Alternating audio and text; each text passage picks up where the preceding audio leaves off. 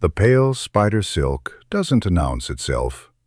It hangs between the trees like it was never strung at all. No gleam, no sag, no shadow. A man works for 3 days to string a single trap, threading the lines through iron eyelets hammered into the bark, testing the tension with the back of his knuckle until the silk hums at exactly the right pitch. Silas had spent 4 days on this one. He was proud of it. That was the first mistake. The second mistake was bending down to retrieve the bone needle he'd dropped into the moss. He heard the canopy break before he saw anything. Not a crack, a sequence of cracks, each one lower than the last, branches giving out one after another, like rungs on a ladder someone was falling through. Leaves exploded downward in a wet green spray. Then the weight hit the silk lines, and Silas felt the impact travel through the rope tied to his wrist, like a fist closing around the bone. He was yanked sideways, boots sliding through mud, and he dropped to one knee before the line went taut and held. The trap held too. That was the third mistake, though it took him a moment to understand it. She came down through the canopy in pieces, first the shadow, then the sound, then the reality of her. The silk lines caught her mid-fall, snapping across her torso and legs and one outstretched arm, and the net tightened the way it was designed to, inward, constricting, with no give. Pale spider silk doesn't fray under tension. It narrows. It had once held a river boar for 6 hours, cutting lines into the animal's hide until Silas arrived to finish the job cleanly. He had not designed this trap for anything human-shaped. He had not designed it for anything this large. She hit the last horizontal line at chest height, and the impact folded her forward, and then the secondary lines caught her ankles, and the whole structure pivoted, swinging her out over the mud in a loose, suspended arc.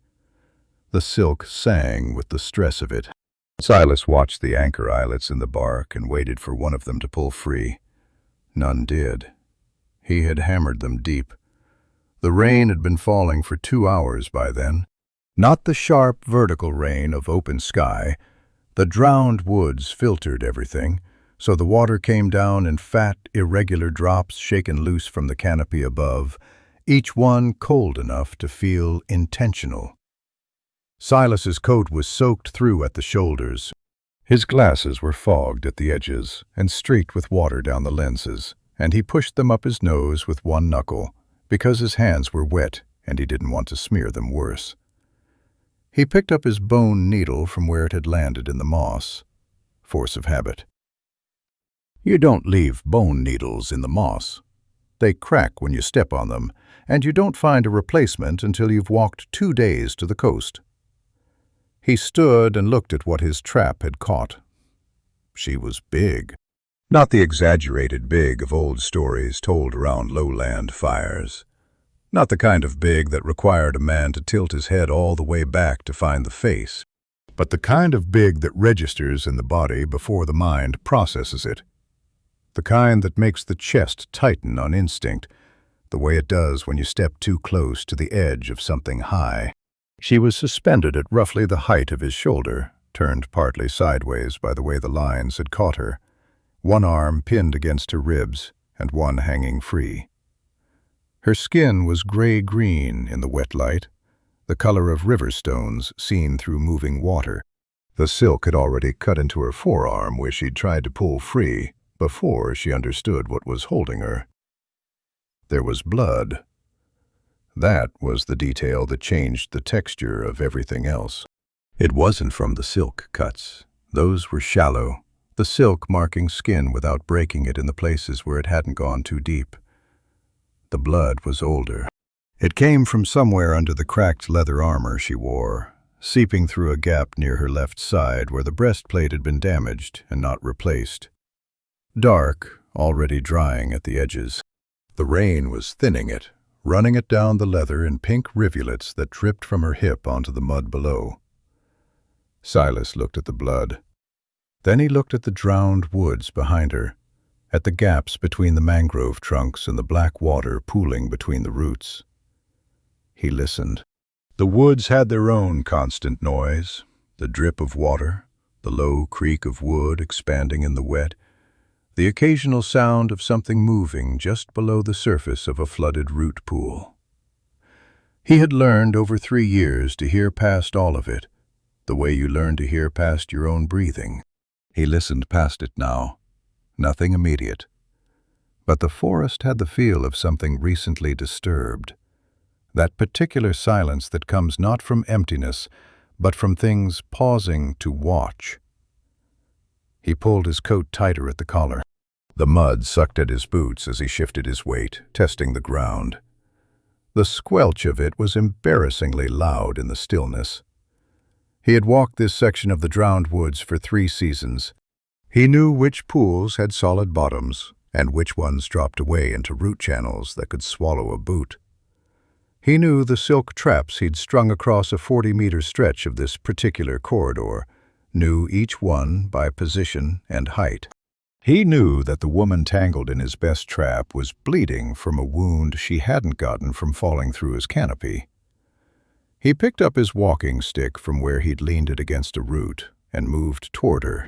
The mud recorded every step. 3, 4, 5, and the rain ran down the back of his neck where his collar had pulled away from his skin. He stopped 2 meters out, where the silk lines were visible if he looked at exactly the right angle, and studied the geometry of what held her. She had stopped moving. The suspension swayed slightly as she breathed. Her free hand hung at her side, fingers loose, and he watched that hand the way he always watched hands. It was where intent lived, where the first movement would come from. He reached to his belt and unclipped the small curved knife he kept sharp for cutting harvest lines. The bone needle went into his coat pocket. He was going to need both hands. Above him, somewhere past the broken canopy, something shifted its weight in the branches. Too heavy for a bird, too deliberate for wind. The broken branches where she had fallen through were still trembling, leaves spiraling down in lazy descent. Whatever had been chasing her was still above the canopy. For now. Silas tightened his grip on the knife and took the next step forward. He stopped close enough to see the individual lines of silk cutting into her forearm, close enough to count the knots he'd tied 3 days ago, still holding their geometry, despite everything they were bearing. The curved knife was small, a tool knife, not a weapon, the blade worn thin from years of use against harvesting lines. He turned it so the hook of the blade faced outward and reached toward the nearest tension line. Her free hand snapped up and caught his wrist. Not gripped, caught. The way you catch a falling cup before it hits the table. One motion, no hesitation, fingers closing around his forearm with a pressure that ground the small bones together until he felt each one distinctly. Silas went still. The kind of still he'd learned in 3 years of working near animals in traps. No resistance, no flinching, nothing that reads as threat. He held the knife loose. He kept his eyes on the knot he'd been reaching for, and not on her face. She held him like that for 3 full seconds. Then she spoke. "Touch the net, human, and I bite off your fingers." Her voice had been damaged by something, rough at the edges, ground down. She didn't shout it. She said it the way someone states a fact about weather, the kind of thing that doesn't require volume because it doesn't require argument. The rain drummed on the leaves above them. Silas let out a slow breath through his nose. He didn't move the knife. He didn't pull his wrist back. He said, "The net is mine. I built it." He kept his voice flat, the same tone he used when explaining to coastal merchants why silk harvested in high humidity weighed more than silk harvested in dry season. "I'm the one cutting it." She didn't release his wrist. But the pressure changed. Not loosening, just shifting. the way pressure shifts when a grip becomes a measurement rather than a threat. He understood, distantly, that she was calculating something. Weight, maybe. What he would do if she tightened further. What he was likely to do regardless. The rain came down harder for a moment, the canopy above shaking loose a curtain of it, and Silas turned his head to keep the water out of his glasses. He could see her better now that he wasn't squinting against the drops. The armor she wore had been good once, layered leather over a framework of iron rings, the kind assembled piece by piece over years rather than bought whole. 2 of the rings on her left side were gone, leaving a gap where the leather flapped loose, and that was where the blood was seeping from. The wound underneath was not fresh. It had the color of something that had been bleeding slowly for too many hours, the kind of injury that doesn't kill you immediately and then quietly decides the question while your attention is elsewhere. She was watching him watch it. He didn't try to pretend he hadn't noticed. "You need the wound dressed," he said. "I need to get out of this net." Her fingers shifted on his wrist again. Still a fact, still flat. But there was something underneath it. The slight tightening of a jaw muscle, the sound of a breath controlled too carefully. She had been in the net long enough for the silk to work into the skin at her forearm, and that didn't hurt the way a cut hurts. It hurt the way pressure hurts, deep and spreading, the kind that builds without announcement and then becomes very loud all at once. "I know," Silas said. "That's what I'm doing." He waited. She still held his wrist.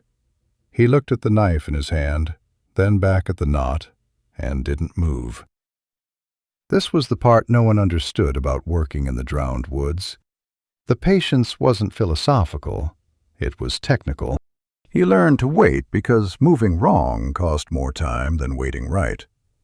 An animal in a trap operates on the same logic as a man in one. It fights what moves toward it and watches what stays still. She released his wrist. He didn't say anything. He moved the knife to the first tension line, the one bearing the most load, the one that had caught her torso, and slipped the curved blade under the fiber and drew it along the length of the knot in one smooth pull. The silk parted without a sound. He felt the load redistribute through the remaining lines and heard her exhale through her teeth as the pressure across her ribs released. He moved to the next line, then the next. He worked from the load-bearing lines outward, the way you always dismantle a trap, from the center of tension toward the edges, never the other way, because cutting the wrong line first drops the full weight onto the others and tightens everything at once. He had to move around her to reach the lines at her ankles, stepping through the mud carefully, keeping his boots on the firmer ground near the root lines he knew by memory. The water had risen another 2 centimeters since he'd arrived.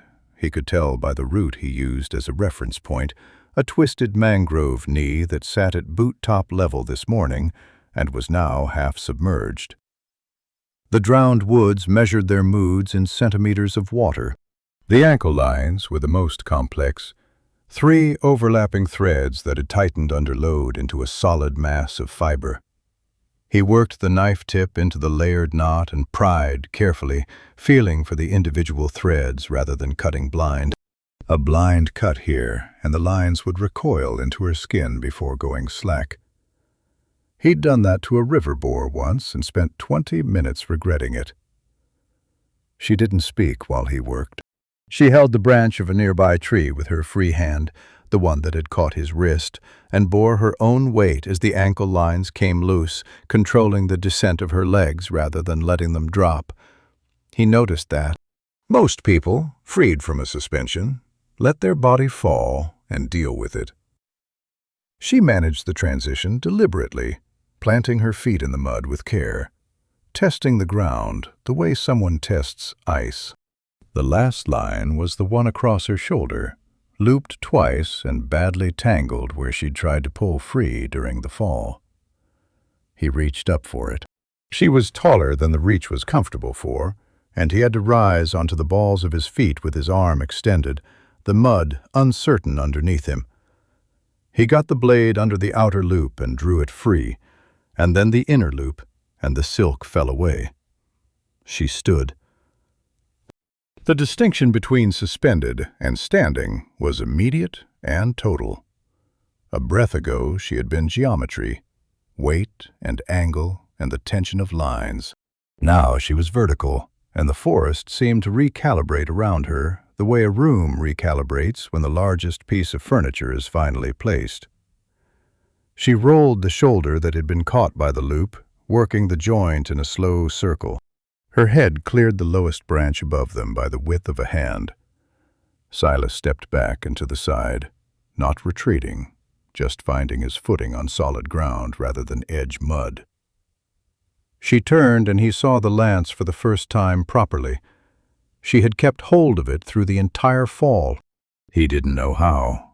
The fall had broken branches, torn silk lines, shaken the canopy hard enough to send birds out of the trees in 3 directions. But she'd kept the lance. It was shattered at roughly 2/3 of its length, the iron head still attached to the remaining section, the break jagged and uneven. The iron itself was scored with long, parallel marks that started below the head and ran toward the break. Not scratches, not rust damage. Teeth marks. Something with a large jaw and strong neck had closed on this lance and pulled. The marks were deep enough to show bright iron underneath the surface oxide, which meant they were recent. She looked at him with the lance at her side, the broken end down, the iron head up. Her eyes moved across his coat, his walking stick, the scattered silk lines, the hook knife he'd put back on his belt. The assessment was thorough and took about 2 seconds. "You live here," she said. Not a question. 3 years, he said. She looked at the silk lines he'd cut, lying in the mud. She looked at the anchor eyelets in the bark, the iron rings he'd hammered. Then she looked at the water level and at the direction of the current. Minimal here, but present. Always present in the drowned woods. The whole forest resting on a slow leak from the river system to the north. "The hunters behind me ride lizards," she said. "They cross water." "I know what swamp lizards are." "Then you know," she said, "that we are standing in their territory." A horn sounded, far back through the trees, far enough that the sound was soft and shapeless, all resonance stripped out by distance and rain and wood. But a horn is a horn.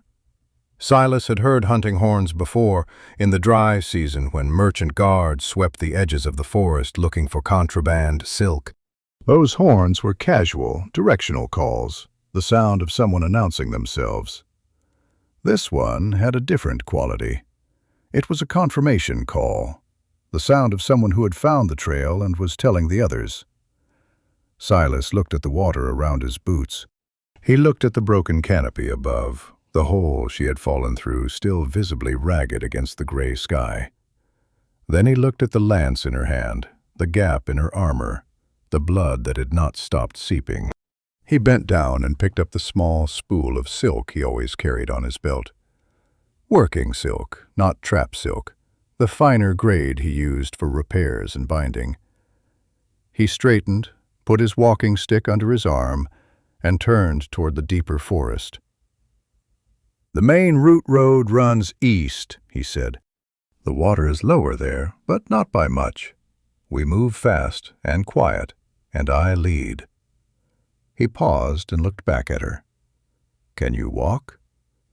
She was already moving. She walked like something that had learned pain as a language and chosen to stop speaking it. No limp. Or rather, a limp that had been disciplined into a gait.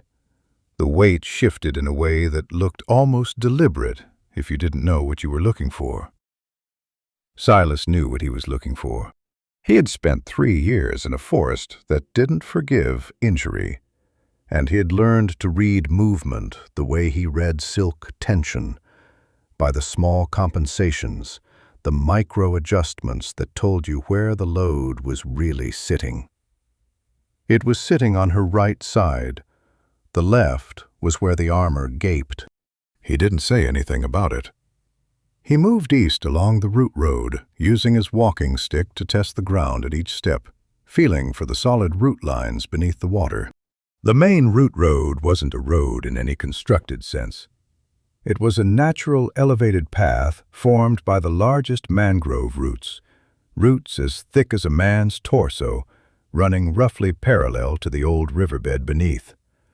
In dry season, you could walk it without getting your boots wet. This was not dry season. The water covered the roots to a depth that varied between ankle and knee, depending on where the root dipped between knuckles of bark. And the surface underneath the water was slick with algae and gave nothing away about its depth until you were already on it. Silas moved carefully. She moved fast, not carelessly. He noticed that distinction. She placed her feet with attention, reading the underwater geography by the way the current moved around submerged obstacles, the same way she'd tested the ground when she'd first stood free of the trap. But her baseline pace was simply faster than careful allowed for, and she held it anyway, eating the difference in stability with raw muscle. Her boots found purchase on surfaces his walking stick had told him were unreliable. When she slipped, once, on a root knee that angled sharply down, she caught herself with the broken lance planted in the mud like a pole, the iron head driving down and holding long enough for her to redistribute her weight. The movement was practiced. She had worked with a lance in terrain like this before, which meant she had ridden through terrain like this before, and the lance had been longer then.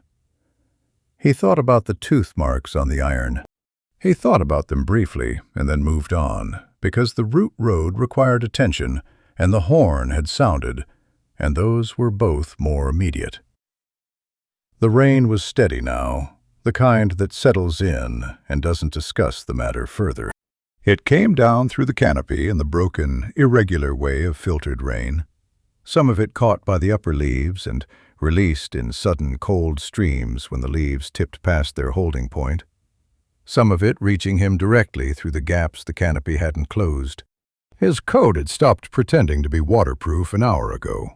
The wool underneath had the specific cold weight of wool that has absorbed as much as it can and is now just carrying it. Each step felt slightly heavier than the last, in a way that had nothing to do with terrain. She came up beside him at a section where the route road widened, two parallel routes running close enough together that the gap between them was solid ground, and she matched his pace without comment. He registered peripherally that she had closed the distance from following to walking alongside, a different category of positioning. He kept his eyes on the water ahead and his stick testing the next step. "The wound," he said, not loudly. The rain covered most sound, but he was cautious about volume anyway, the habit of the forest. "It holds," she said. "It's been holding for how long?" A pause. 2 steps. 3. "Since the ambush." She said it the way you report weather conditions. Accurate. Impersonal. "Before the canopy," he calculated quickly. The blood at her side had the color and consistency of something that had been running slow for several hours. Not acute bleeding, not the bright red of a fresh wound, but the dark, persistent seep of something that had partially clotted and was being kept from finishing by movement. In high humidity, orc blood clotted more slowly than human blood. He didn't know the mechanism, only the fact, told to him by a coast road physician who'd treated them after skirmishes. The physician had said it like a complaint. Silas filed it as information. "The silk I carry is boiled before I spool it," he said. "When we stop, I can close it." She didn't answer immediately. He watched the water ahead, tested a root knee with his stick, found it solid, stepped onto it. "You sew cloth," she said. "Silk, and other things." He moved to the next section, the root dipping into water that came up past his ankle and soaked immediately through his boot. He kept moving. Skin isn't different from silk in the mechanics. Tension, angle, not type. You've stitched wounds before. My own, mostly. He said it without particular emphasis. It was true.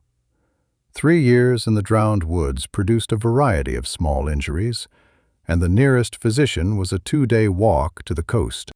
You learn to handle what could be handled, and you learn to recognize what couldn't.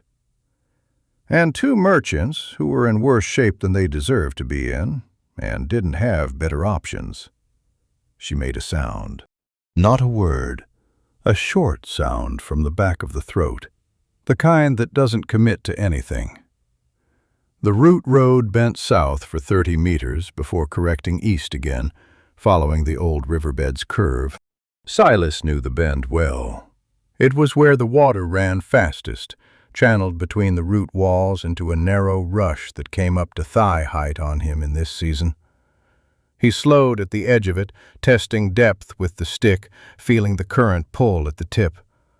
She walked past him into it. The water reached her mid-thigh. She barely adjusted her pace. She planted the broken lance against the current and moved through the channel with the patience of something that has been wet before and made its peace with it, the water parting around her legs and closing again behind her. She reached the far side and turned, standing at the edge where the route road resumed. Silas looked at the water. It was going to reach his ribs. He looked at his coat, his satchel, the spool of silk at his belt.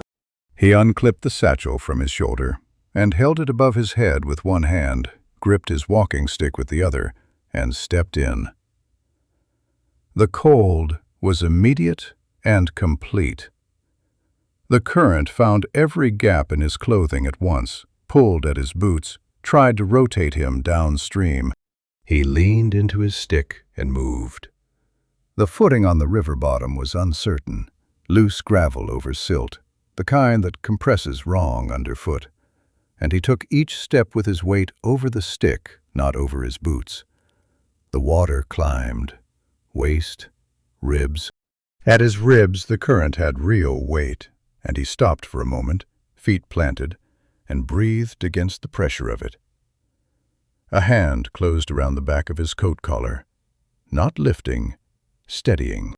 Her grip didn't pull him forward, just anchored him, taking some of the current's torque off his footing and giving him back the half-second of stability he needed to find the next step. He took it, then the next. The water dropped to his waist again, then to his thighs. Then the route road rose beneath him, and he was on solid footing on the far side, water streaming from his coat in channels. She released his collar without comment. He resettled his satchel. He didn't say anything either. Some things didn't require language. The horn sounded again, closer this time. Still distant, 200 meters, maybe 3. But the rain had stopped dampening it as much, which meant the hunters had moved from the dense canopy section into the more open route road corridor. They were following the same path. Of course they were. The route road was the only viable route east at this water level. Everyone who knew the drowned woods knew the route road. That was its single liability. Silas stopped and turned back the way they'd come. He looked at the channel crossing. The water was moving fast, and would be moving faster in an hour as the morning rain accumulated upstream. Mounted swamp lizards were strong swimmers, stronger than anything on foot, but the current in the channel would push them south, and south was where the route road ended in a flooded grove that even lizards avoided in high water.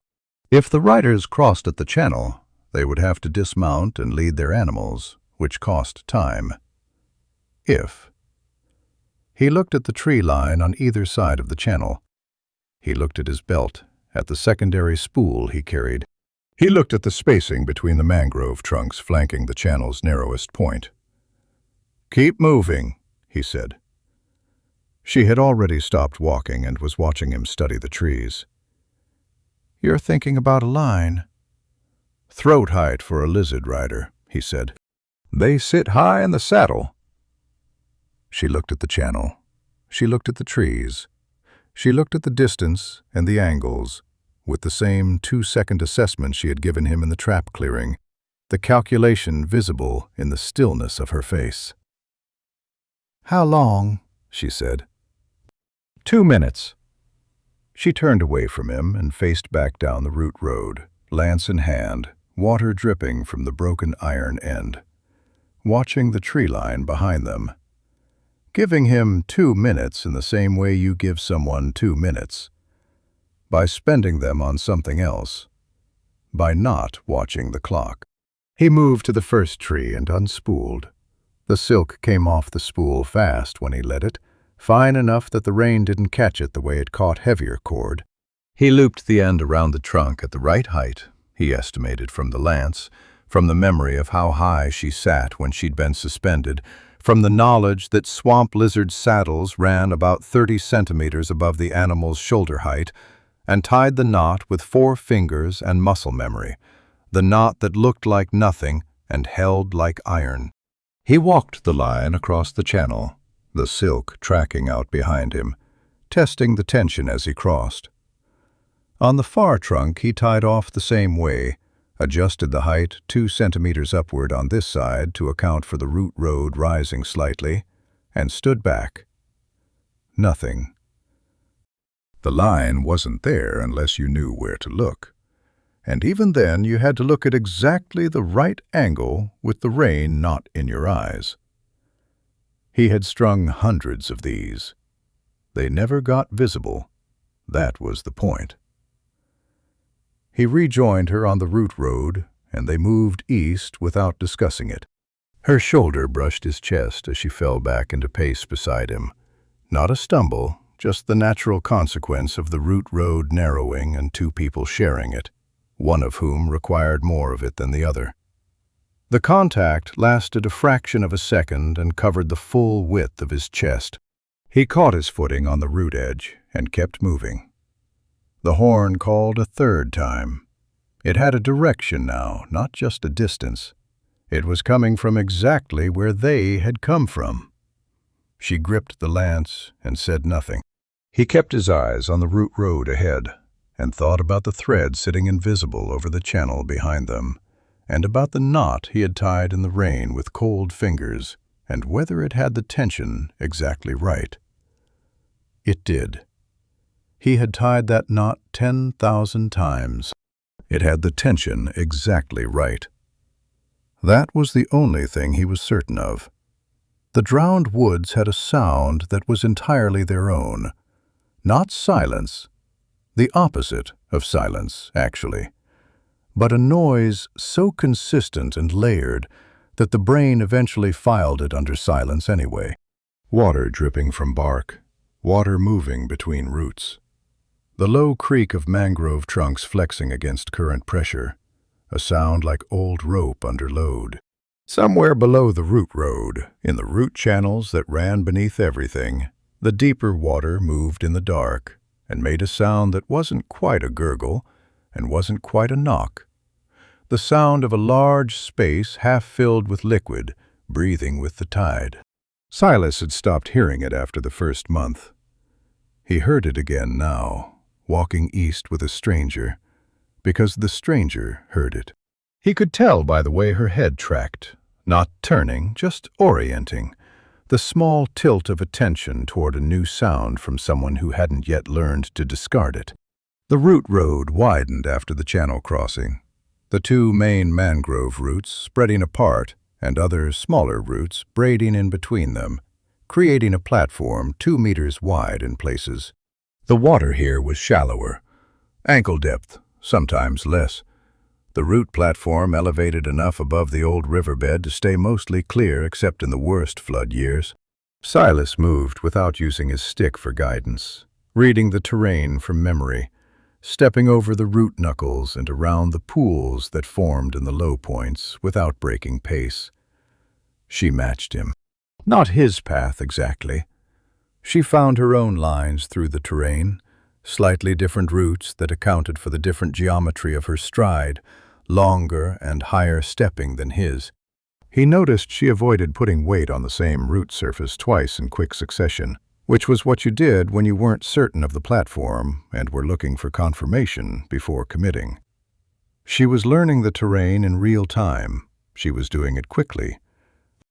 "The roots to the left run east for another hour," he said quietly. "After that, the platform breaks up and the water gets deep again. Chest height on me, roughly. There's a section of about 40 meters where we'll have to use the branch bridges." She looked left, scanning the root structure. "Branch bridges. I laid them 3 seasons ago. Planks between the upper roots, above water level." He kept his voice at rain volume. "They hold weight.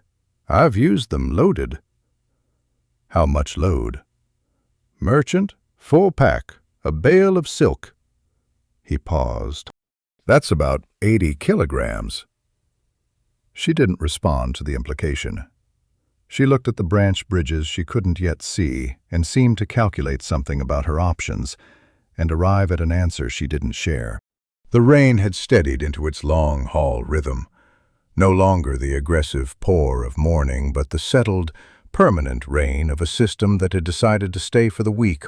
It came down evenly now, no gusts, no variation, just the constant, cold weight of it on his shoulders and the back of his neck. His glasses had given up entirely and sat on his nose as decoration, both lenses sheeted with water. He pushed them up and squinted and navigated by shape and memory. He had walked this stretch enough times in the dark that daylight was almost optional. She was bleeding more.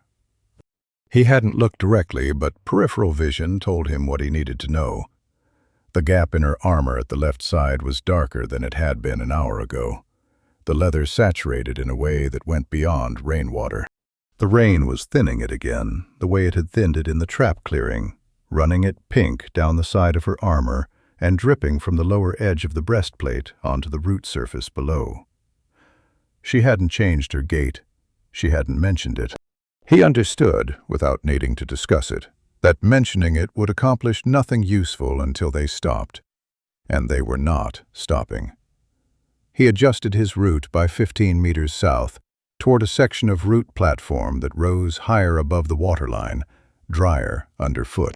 Better footing cost nothing, and better footing meant marginally less work per step, which meant marginally less demand on the muscles protecting a wound.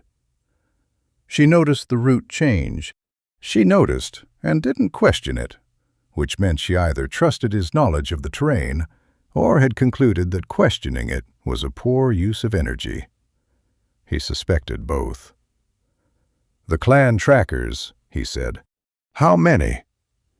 "When they split, 6 rode east." She said it without hesitation, which meant she'd already done this accounting. 2 stayed north to cut off the highland path. The riders behind us, 3, maybe 4. The rest will circle to the coast road. To block the exit. To block the exit. He thought about that. The coast road ran along the edge of the drowned woods for 12 kilometers before reaching the merchant settlements. The clan trackers circling to the coast road would arrive there before anyone traveling through the woods on foot. Faster routes on open ground and swamp lizards moved at speed on dry terrain, which meant the route road east led not to safety, but to a narrowing, the woods compressing toward the coast while the exits closed off one by one. "There's a second exit," he said. "A river mouth crossing, 4 kilometers south of the main road. The merchants don't use it. The water is too shallow for cargo boats at low tide." He tested a route with his stick, found it solid. "A person can wade it." She was quiet for 3 steps. "You know this forest." "I live in this forest." "You live in it alone." It wasn't a question. He didn't answer it as one. "The silk requires isolation. The pale spider abandons a territory if there's too much human traffic." He stepped over a root knuckle. So I keep the traffic low." She made the sound again, the short, non-committal sound from the back of the throat. He was beginning to understand it as a form of processing, not dismissal and not agreement, more like the sound of a fact being turned over and examined before being filed. The root platform began to narrow, the mangrove roots spreading farther apart, the infill material between them less reliable. Silas slowed and moved to the leftmost root, the largest and highest, and walked its upper edge with his stick out for balance. The water below was darker here, the root channels deeper, the bottom invisible.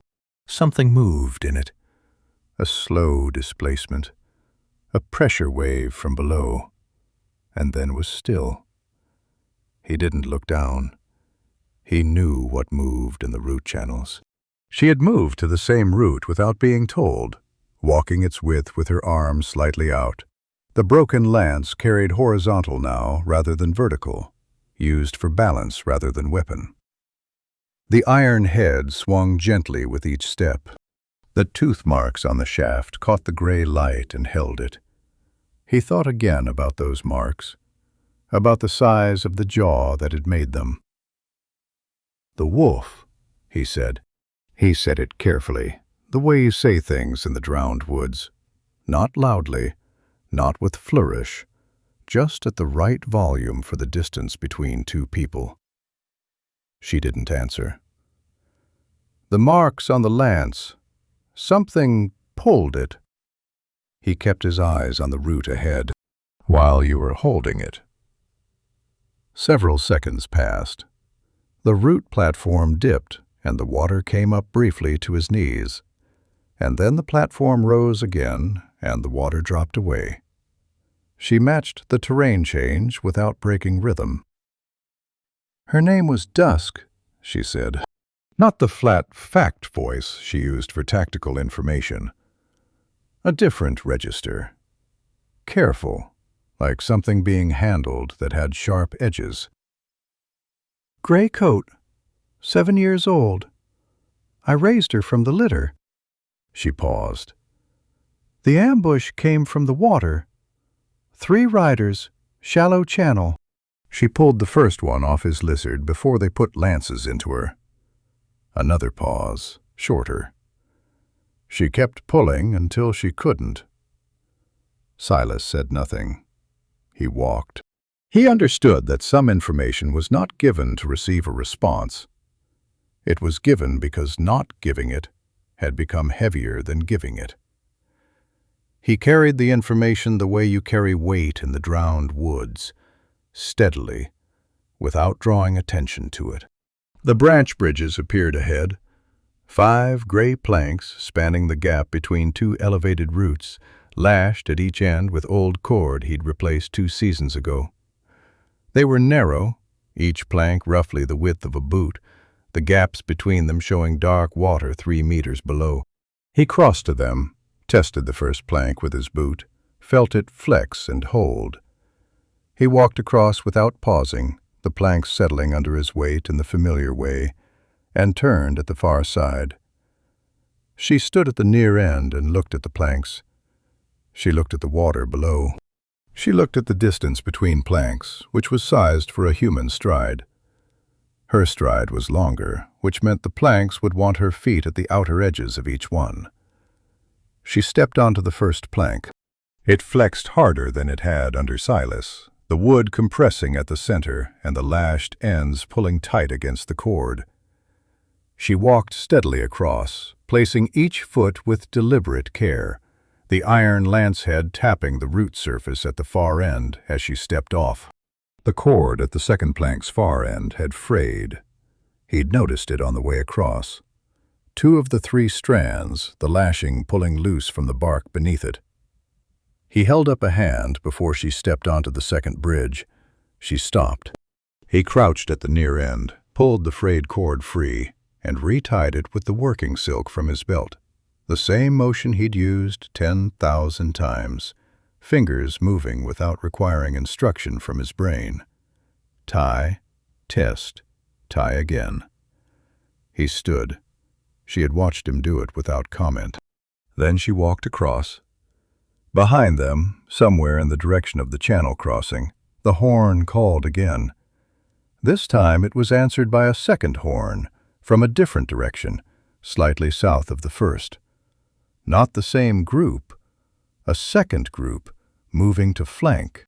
The sound carried through the rain and settled into the layered noise of the forest, and the forest absorbed it the way it absorbed everything, without concern, without hurry, indifferent to the specifics of what was being hunted and what was doing the hunting. Silas counted the horns. 2 sources, 2 directions, converging east.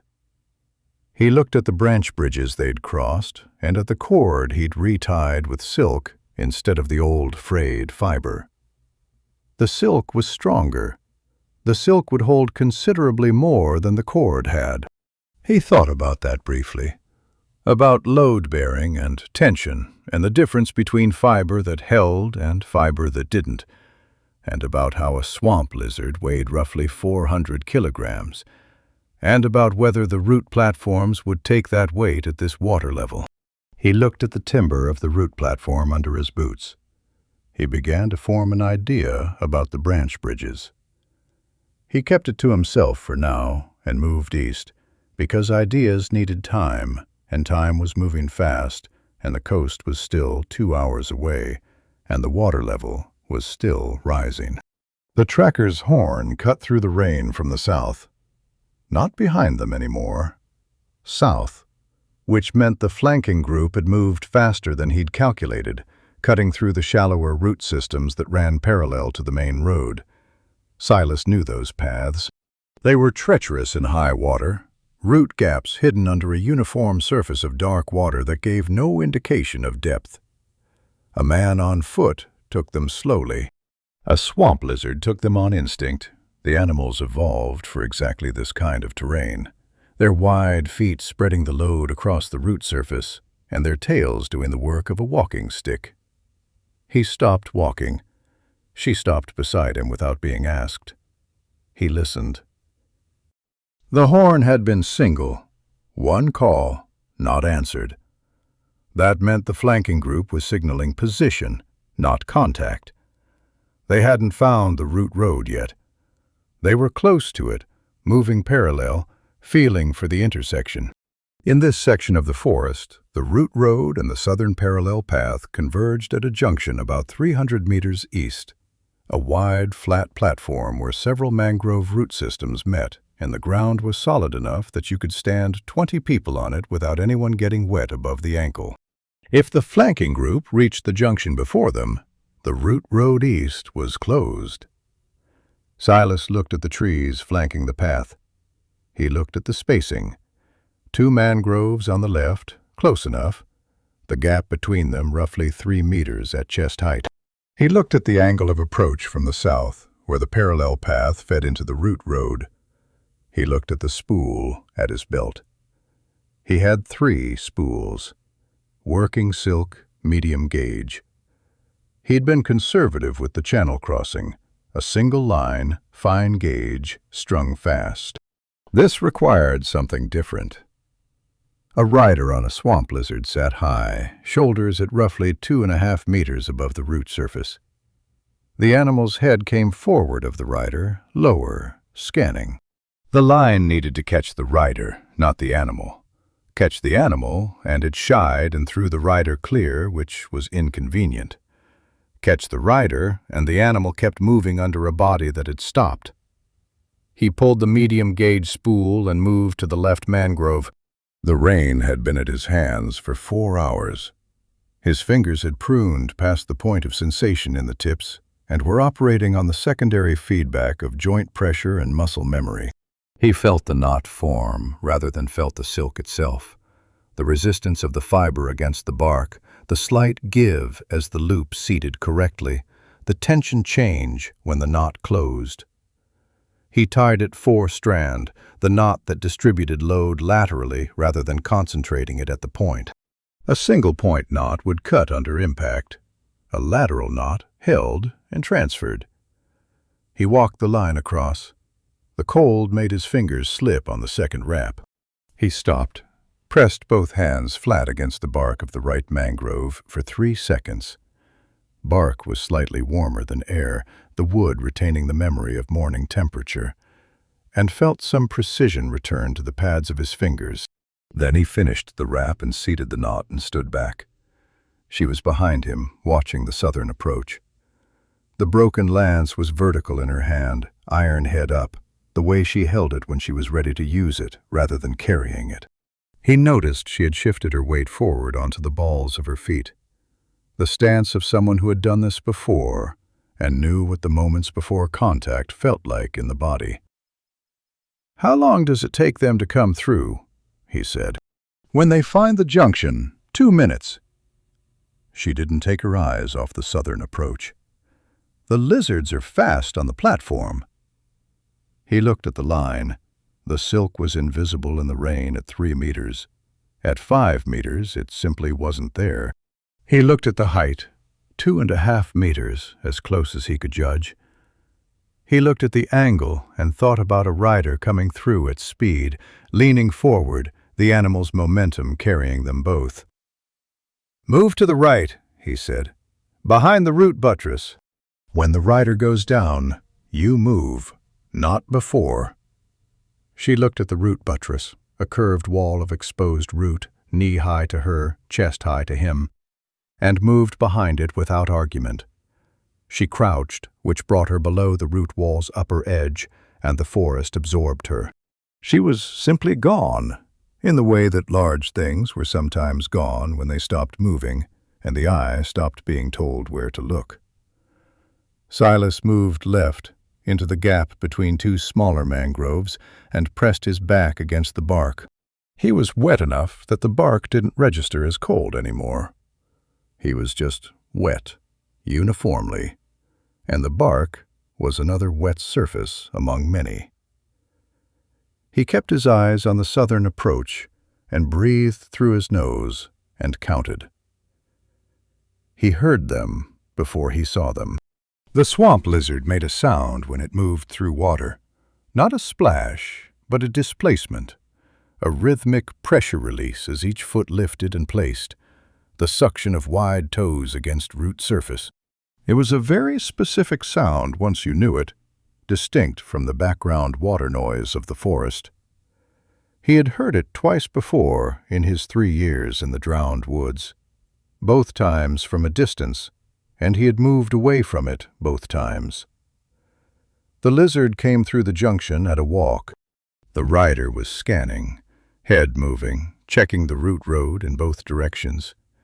The animal's tongue worked the air in fast, short strokes. Silas watched through the narrow gap between the mangroves and breathed shallowly and waited for the rider's head to turn east, away from him. The rider turned east. The lizard moved east, into the corridor. The silk line caught the rider at the chest, not the throat, the chest, which meant Silas had misjudged the height by 20 centimeters, the rider shorter than the estimate. The silk held for the fraction of a second it took for the animal's momentum to continue past the line's anchor points. And in that fraction of a second, the rider was pulled backward off the saddle in a fast, clean arc, the body rotating around the contact point the way a lever rotates around its fulcrum. The rider hit the root surface on their back with a sound that had no ambiguity in it, the sound of weight and armor meeting hard wood at speed. The lizard kept moving for 2 steps before registering that the saddle was empty. It slowed. It stopped. Its tongue worked the air again. It turned its head back toward the root road with the specific patience of an animal that had been trained to wait. Cord came out of the shadows. She moved from the root buttress to the downed rider in 4 steps, and the broken lance was already descending on the 3rd. The iron head drove down through the gap between the rider's neck guard and shoulder plate, a precise placement, not a wild strike, the angle chosen and committed to before she left the shadow. The rider made no sound. The lance head impacted the root surface below, and Cord released the shaft and straightened, She looked at the lizard. The lizard looked at her. Neither moved for a moment.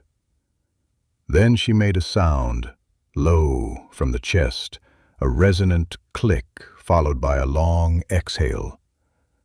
The lizard's posture changed. The tension went out of its neck. It settled its weight back onto its haunches in the posture of an animal that was waiting to be told what to do next.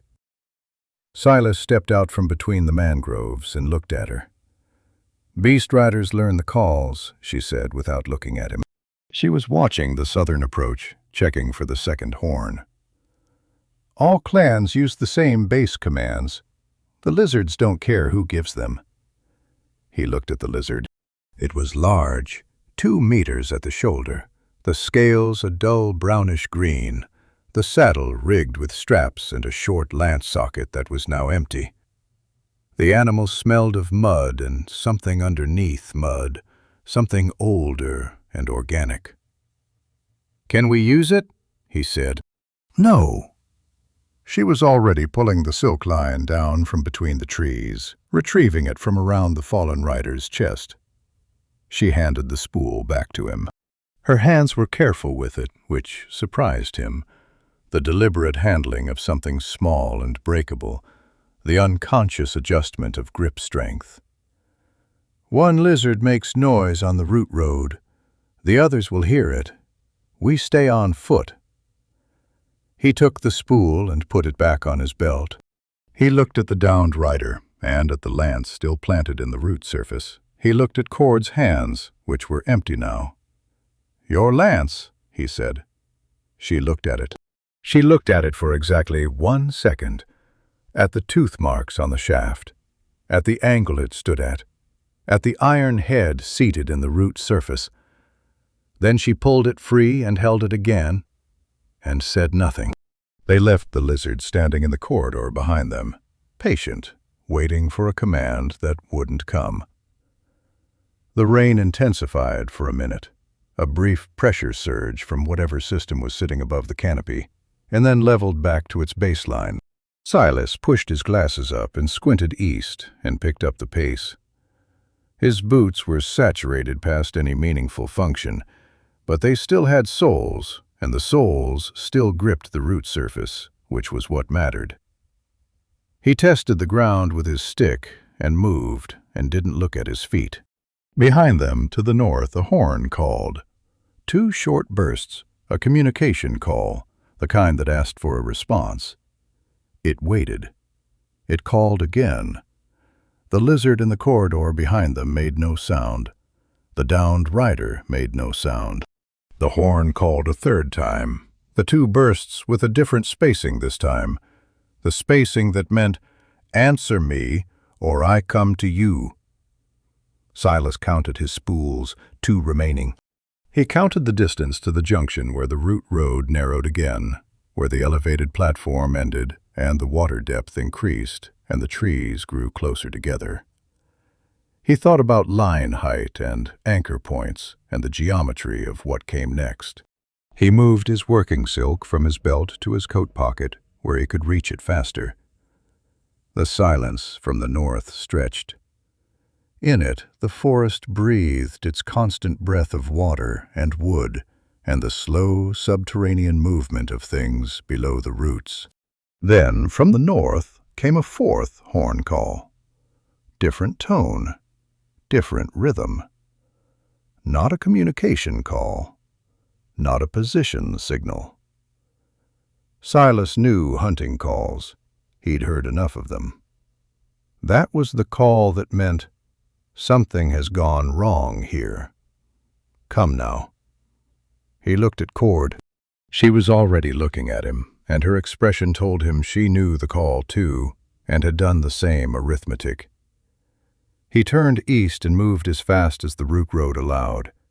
The junction was 300 meters ahead, and the northern group was closer than that, and the water was still rising.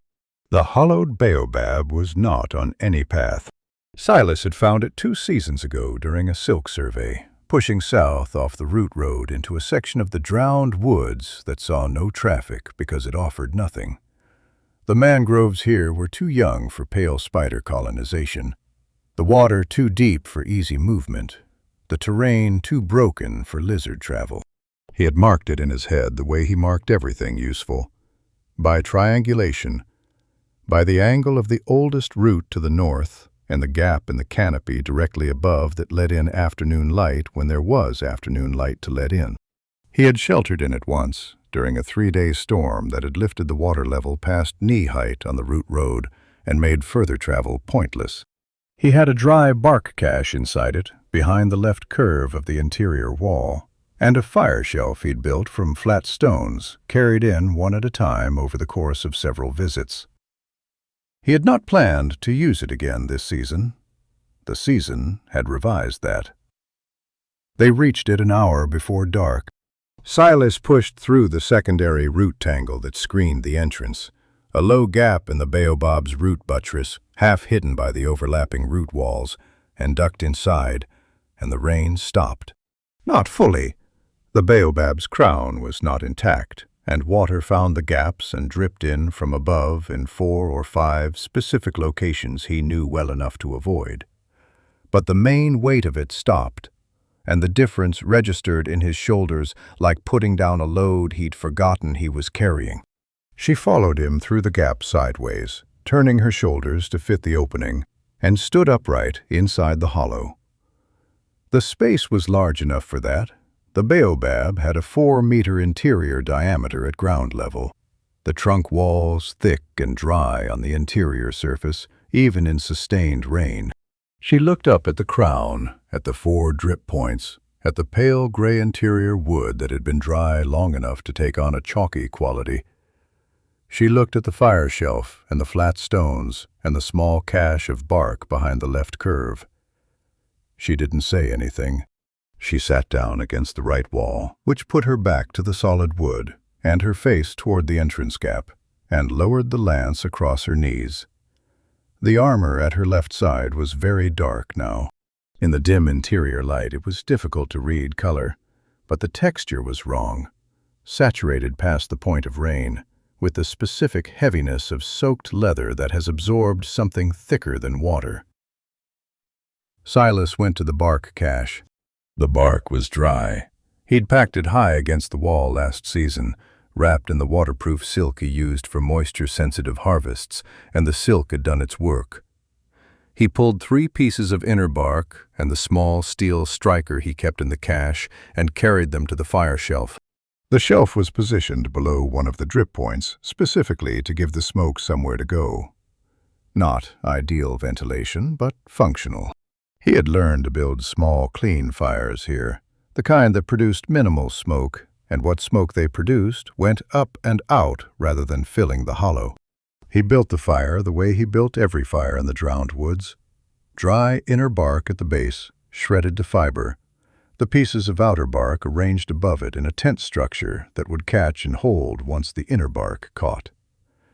He struck the steel against the flint chip he kept with the striker. Sparks dropped into the shredded bark. He bent close and breathed across it, shallow, even exhalations, the breath of someone who had learned that fire started faster when you talked to it quietly rather than urged it loudly. The bark caught. The fire took 5 minutes to establish itself as a real fire rather than a potential fire. Silas fed it 2 more pieces of bark, small ones, and sat back on his heels and watched it settle into its rhythm. The light it produced was orange and low, and reached only to the middle of the hollow, leaving the upper walls in shadow and the entrance gap as a dark rectangle behind which the rain continued its patient work. He was shaking. He hadn't noticed it during the walking. The motion generated enough heat to mask it, but sitting still, the cold asserted itself fully. His coat had the weight of a wet sail. He worked it off his shoulders, which took longer than it should have because his fingers were slow, and held it out to the side and wrung it with both hands. The water came out in a continuous stream, running into the cracks between the fire shelf stones. He wrung until the stream became a drip, then hung the coat from a root stub that protruded from the wall above the fire shelf. Steam began rising from the hem almost immediately. His teeth were chattering. He clamped his jaw and breathed through his nose and watched the coat steam. Across the hollow, she watched him. Not constantly. Her attention moved between him and the entrance gap, the automatic monitoring of someone who hadn't turned threat awareness off and wouldn't be turning it off soon. But when her attention came to him, it stayed for a moment before moving on. And it came to him more often than it went to the entrance gap. He was, he understood, more interesting than the rain. He wasn't sure how to feel about that. "You're cold," she said. "Yes. Your body doesn't hold heat." Human bodies generally don't in sustained rain. He pulled his boots off, which produced a volume of water entirely disproportionate to the size of a boot, and set them near the fire shelf on their sides. "Yours apparently does." She looked down at her arms. The gray-green skin showed no gooseflesh, no change in texture from the cold. Her breathing was even, her hands steady where they rested on the lance shaft. "We run warmer," she said. "The rain doesn't reach it." A pause. "The cold does, eventually. It takes longer." He pulled off his socks. There was no dignified way to remove a waterlogged sock, and he didn't attempt one, and draped them over the root stub beside the coat. He sat cross-legged in front of the fire in his shirt and trousers, and felt the warmth begin to work on the front of him while the back remained cold. He would rotate in a few minutes. He would also need to eat something, and to check the spools for water damage, and to look at her wound.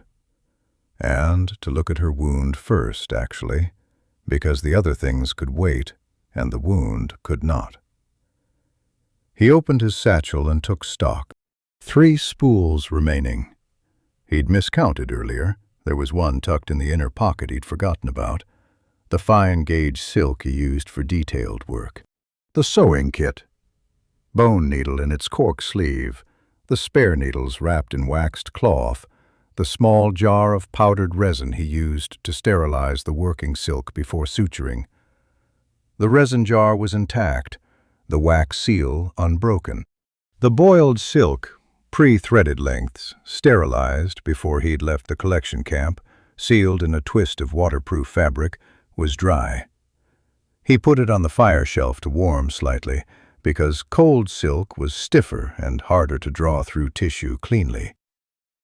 He looked at her across the hollow. "The wound needs closing now," he said, "before you sleep." She had been watching him inventory the satchel. Her eyes moved to the boiled silk on the fire shelf, to the needle case, to his hands, which had stopped shaking. "You do this regularly," she said. "I said I did." Saying and doing are different categories. She looked at his hands for another moment. "Show me the needle." He opened the cork sleeve and held the bone needle toward the fire so the light caught it. It was thin, thinner than she was probably expecting, the gauge he used for detail work on fine silk, adapted for tissue because tissue required a fine entry point to close cleanly without excessive scarring. The bone was pale and smooth, the tip ground to a point he maintained with a whetstone every few days. He had 3 backups. He'd made this one himself from a river bird leg bone, which was dense and straight and didn't flex under tension the way lesser bone did. She looked at it. She said nothing for a moment. "Orc healers use iron needles," she said. "Thick ones." She said it without judgment, just information. The context of the comparison she was making between what she knew and what she was being offered. "Iron needles leave wider entry points," he said. "The tissue closes around them roughly. Silk needles close finer." He put the needle back in the sleeve. "Less chance of the wound reopening under load." She absorbed this. The fire shifted, a bark piece settling, and the light moved briefly across the interior walls and then resettled. Rain tapped the crown above them in its irregular way, and the 4 drip points added their 4 counter-rhythms to the fire's low crackle. "My grandmother used thorns," she said. It came out with the same flatness as her tactical information, which meant it was not offered as sentiment, but as fact. "She was the clan's wound closer for 30 years. River thorn, soaked in salt water." A pause. "She said the pain kept the patient from moving." "The pain also causes muscle tension," he said, "which pulls the wound edges apart." He picked up the boiled silk from the fire shelf, felt the temperature, warm, not hot, and began separating the pre-threaded lengths. "I'm not trying to improve on your grandmother. I'm working with what I have." The silence that followed was not empty. It was the silence of something being considered at length, turned over carefully in the way she turned things over. The 2-second assessment extended into something longer because the thing being assessed was less straightforward than terrain or threat angles. "All right," she said. She set the lance against the wall beside her and reached for the buckles at the side of her armor. The leather armor came off in sections. She knew the order, had clearly done this many times. The buckle sequence, the automatic knowledge of someone who had put this armor on and taken it off in the dark and in rain and in conditions that didn't allow for hesitation. The breastplate lifted away, and she set it on the ground, and he could see the full extent of what the armor had been covering. The wound ran across the left side of her abdomen, angling slightly downward. A blade wound. The entry angle was consistent with a lateral strike, something long and heavy, the kind of weapon that scored rather than pierced. Not deep enough to be immediately fatal, deep enough to be eventually fatal if left to work in humidity and movement. The edges had partially adhered in the hours since the injury, the slow orc clotting doing what it could, but the center section had reopened repeatedly, the tissue bright and raw where the dried blood had been pushed aside by fresh bleeding. He moved across the hollow and crouched beside her. He looked at the wound without touching it, reading the edges, estimating the length, 12 centimeters, maybe 14, and the depth at the deepest point. He looked at the surrounding tissue, checking color and temperature by proximity. He looked at her face. She was looking at the entrance gap. Not away from him, not flinching, not the avoidance of someone who didn't want to see what was happening. She had positioned her gaze deliberately, the way you positioned your gaze when you needed to hold still and had chosen a fixed point to hold against. Her breathing was shallow and controlled, the chest moving in small, even increments. Her hands were flat on her thighs. He threaded the bone needle with the first length of boiled silk, wiped the resin powder along the thread, and began. The first stitch went in without resistance. He felt her inhale, short, sharp, immediately controlled, and then the breathing resumed its rhythm. He drew the stitch closed with the tension he'd calculated from the tissue resistance, tied off with 2 fingers in the space available to him, and moved to the next placement. The firelight was enough.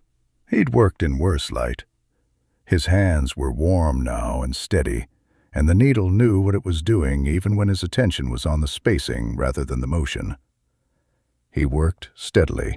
She held still with the absolute quality of someone who had decided to hold still and was spending real resources on it. The hollow was quiet except for the fire and the rain and the sound of the needle drawing through tissue, which was not a loud sound. 11 stitches. He tied off the last one and sat back and looked at the closed wound. Even, consistent spacing. The edges had seated well. He opened the resin jar and applied a thin line along the closed seam, which would harden slightly as it dried and provide a secondary barrier against moisture. He put the needle back in its sleeve. He put the resin jar back in the satchel. She looked down at the wound for the first time since he'd started. She looked at it for a long moment, reading the stitches the way she read terrain, thoroughly, without expression. 11, she said. 14 centimeters, he said. 1 per centimeter is too many. 1 per 1.3 is the correct spacing for this tissue depth. She looked at him. The firelight reached her face from below, which changed the angles of it, made the strong jaw and the flat brow less severe, and the eyes, dark, steady, currently doing their 2-second assessment of him, catch the orange light and hold it for a moment. "You're precise," she said. "Yes," he said. He moved back to his side of the hollow and sat by the fire and picked up his coat to check if it had dried enough to put back on. It hadn't. He put it back on the root stub and wrapped his arms around his knees and sat with the fire between them and listened to the rain, which had settled into its long, permanent rhythm against the baobab's crown. Outside, the drowned woods absorbed the darkness and the water and said nothing about what moved through them. Part 7. The Weaver's Suture.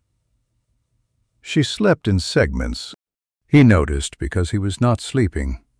His coat was still damp, and the cold that had retreated during the fire's peak hours was returning as the bark burned down to coals, and he was feeding it pieces at a measured rate to extend the heat through the night rather than burning everything at once and sitting in the dark in a wet coat at the 3rd hour. So he was awake, and he noticed. She would sit with her back against the wall and her eyes closed, and her breathing would lengthen and slow, and then some sound from outside, some shift in the rain's rhythm, some internal alarm he couldn't identify, would bring her back to surface, and her eyes would open, and she would check the entrance gap, and check him, and check the lance, and then close her eyes again. She did this 4 times in the first 2 hours. The 5th time she opened her eyes, she looked at him directly, and she could see that he was awake, and she said, "You should sleep." "I'm managing the fire," he said.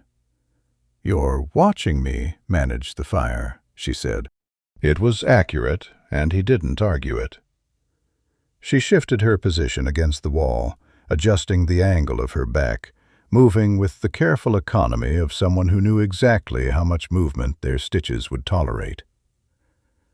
"I don't sleep deeply in new places. It's not a problem you need to solve." "I wasn't trying to solve it. You were considering whether to ask about it." He put another piece of bark on the coals.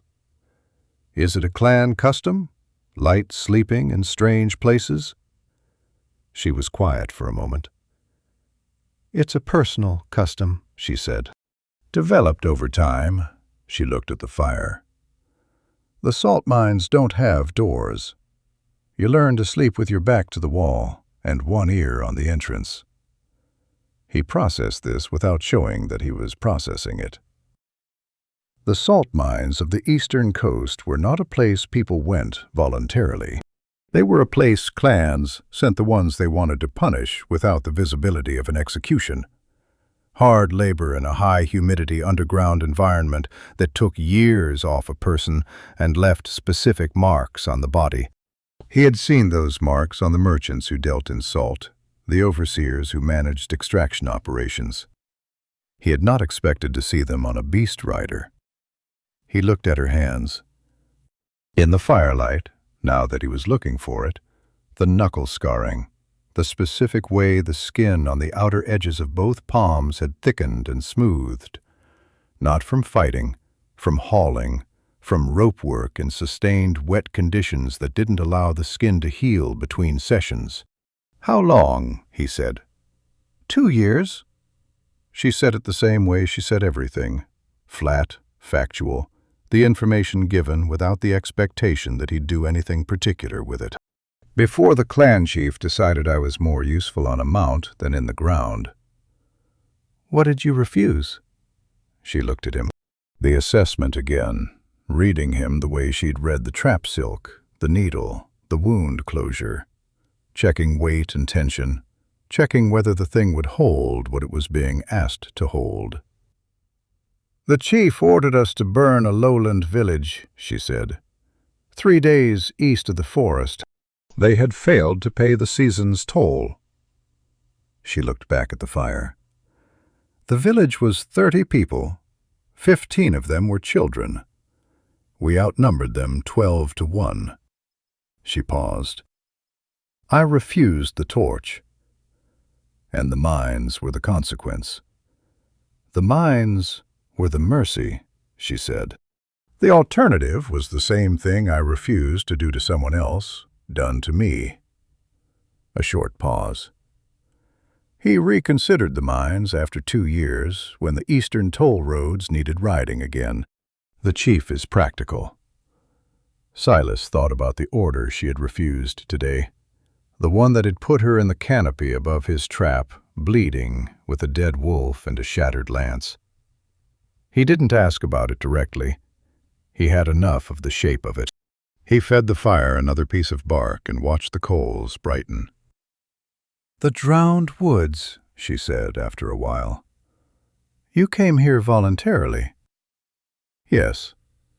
"From where?" "The coast. I was an apprentice to a cloth merchant. He taught me the thread work and the accounts, and then he died, and the accounts went to his son, and the thread work came with me."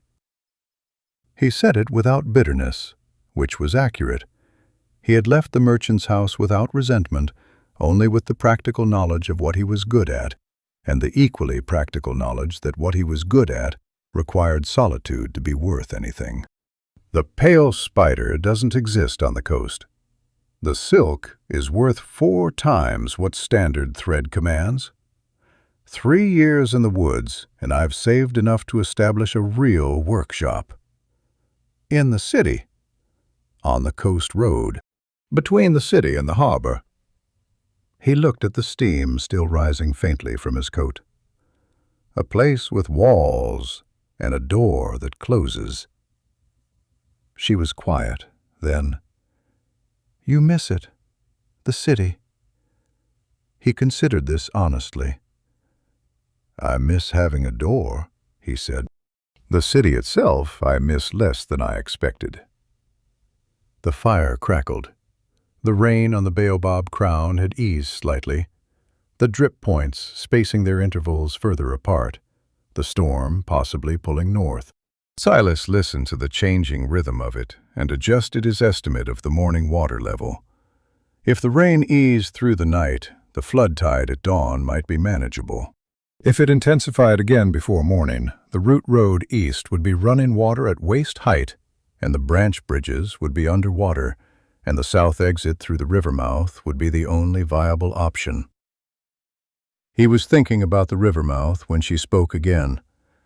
"The silk," she said. "Show me how you carry it." He looked up. She was looking at his belt, at the spool clips, at the arrangement of his tools. Not the scrutiny of threat assessment. Something different. The attention of someone trying to understand a system they hadn't encountered before. He unclipped the working spool and held it out toward her. She took it, and he watched her handle it, the automatic adjustment of grip strength, the careful fingers, the way she turned it to see the fiber wound against the core. She pulled a short length of silk free and held it between 2 fingers, feeling the weight and texture. "It's invisible," she said. "In rain and dim light, yes. In direct sunlight it catches slightly. Dawn and dusk are the risk hours." "And it holds a man." "It held you," he said. She looked at the spool. She pulled another length of silk and held it between both hands, the thread spanning the width of her palms, and pulled slowly, testing the tension, feeling for the give point. He watched her pull past the point where a standard thread would have gone slack, past the point where most cord would have begun to stretch, and the silk held its line between her hands without any change in character. She released the tension and looked at the thread, which had retained its shape completely. "Where does it come from?" she said. "The spider." "The pale spider builds in the upper canopy during wet season," he said. It weaves anchor lines first, the structural ones, and those are what I harvest. The spider reweaves them within a week, so the harvest doesn't damage the territory. He took the spool back when she held it toward him and clipped it to his belt. The silk is inert when harvested and dried. It doesn't degrade in water or humidity. It does degrade in direct sunlight over months, but in the forest, that isn't an issue. It burns, she said. Everything burns, he said. It burns faster than standard silk because the fiber is finer. More surface area per weight. He paused. It burns very cleanly. No residue. She filed this with the efficiency she filed everything. He watched her take it in and store it alongside the other information she'd been accumulating. The route road, the junction geometry, the horn calls, the trap mechanics. Building a picture of the terrain that went beyond physical geography. He understood that she was a tactician. He had understood it since the trap clearing, since she had assessed him in 2 seconds and made a correct calculation about what he would do. She was accumulating information because information was what a tactician ran on, and she had arrived at this situation stripped of everything else. She looked at her armor set against the wall. She looked at the gap where the iron rings were missing. Then she looked at his satchel. "The rings," she said, "at the left side. Can you replace them with silk?" He looked at the armor. He looked at the gap, at the lacing points where the iron rings had been riveted in. The silk wouldn't function as armor. It wouldn't stop a blade or distribute impact. But it would close the gap in the armor's structure, which was currently leaving the wound site exposed to snagging and impact. "It won't protect against a blade," he said. "It doesn't need to," she said. "It needs to keep the wound covered and the armor from pulling apart further." She looked at him. "Can you do it?" He opened his satchel and took out the working silk and the spare needles. He picked up the armor and turned it to look at the lacing points. The iron had been riveted through the leather backing, and the rings pulled free had left clean holes. Good anchor points, evenly spaced, the leather still intact around them. "Yes," he said. He worked by firelight for 40 minutes, lacing silk through the anchor points in a cross pattern that distributed tension across 4 points rather than 2, the way he laced his silk trap anchors when he needed the load spread wider than a single ring allowed. The silk was thicker than suture thread, but still fine by any other standard, and he had to work it through the leather holes with the needle to widen them slightly before the lacing would seat. He worked slowly and correctly, because correct was faster than fast in the end. When he finished, he held the armor up and tested the lacing with both hands, pulling in the directions that the armor would be stressed during movement. The silk held the structure the way silk held everything, without drama, without visible effort, simply refusing to give. He set it down beside her. She picked it up and turned it in her hands, looking at the lacing. She ran one thumb along the cross pattern, feeling the tension. She looked at the anchor points where the silk met the leather holes, checking the seat. She put the armor back on. The buckle sequence again, the automatic order, the fastenings closing section by section. When the last buckle closed, the armor sat correctly. No gap, the wound site covered, the structure intact. She pressed 2 fingers against the laced section and applied pressure, testing the hold. "It won't pull," he said. "No," she agreed. She lowered her hand. "It won't." Outside, the rain had found its new rhythm, slightly softer than before, the system possibly shifting. The fire had burned to a steady low heat, the coals orange and even, the bark pile reduced by half. Silas put his coat back on. It was still damp, but wearable, the wool holding enough body heat now to be useful. He turned up the collar and sat with his back against the wall, opposite her, his legs straight out in front of him. The hollow was quiet and warm enough, and the entrance gap showed only the dark gray of a night forest in wet season. No movement, no light, no sound that didn't belong. He thought about the morning. He thought about the river mouth exit and the water level and the trackers who had been circling to the coast road. He thought about the spool of silk in his coat pocket and about the branch bridges and about what a swamp lizard saddle looked like from above. He thought about her question. Why does a man who weaves cloth live in a forest of predators? He had not answered it. She had not pushed. The question sat between them in the firelight, and neither of them made anything of it. And that was, he thought, a reasonable arrangement for two people who had met 4 hours ago in a trap. He closed his eyes. The coals breathed. The rain spoke to the baobab crown in its patient language.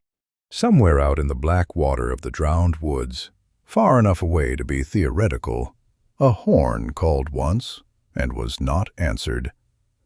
He slept. He woke to gray light and the sound of her sharpening something. Not the lance. The lance head was iron, and she had nothing to sharpen iron with.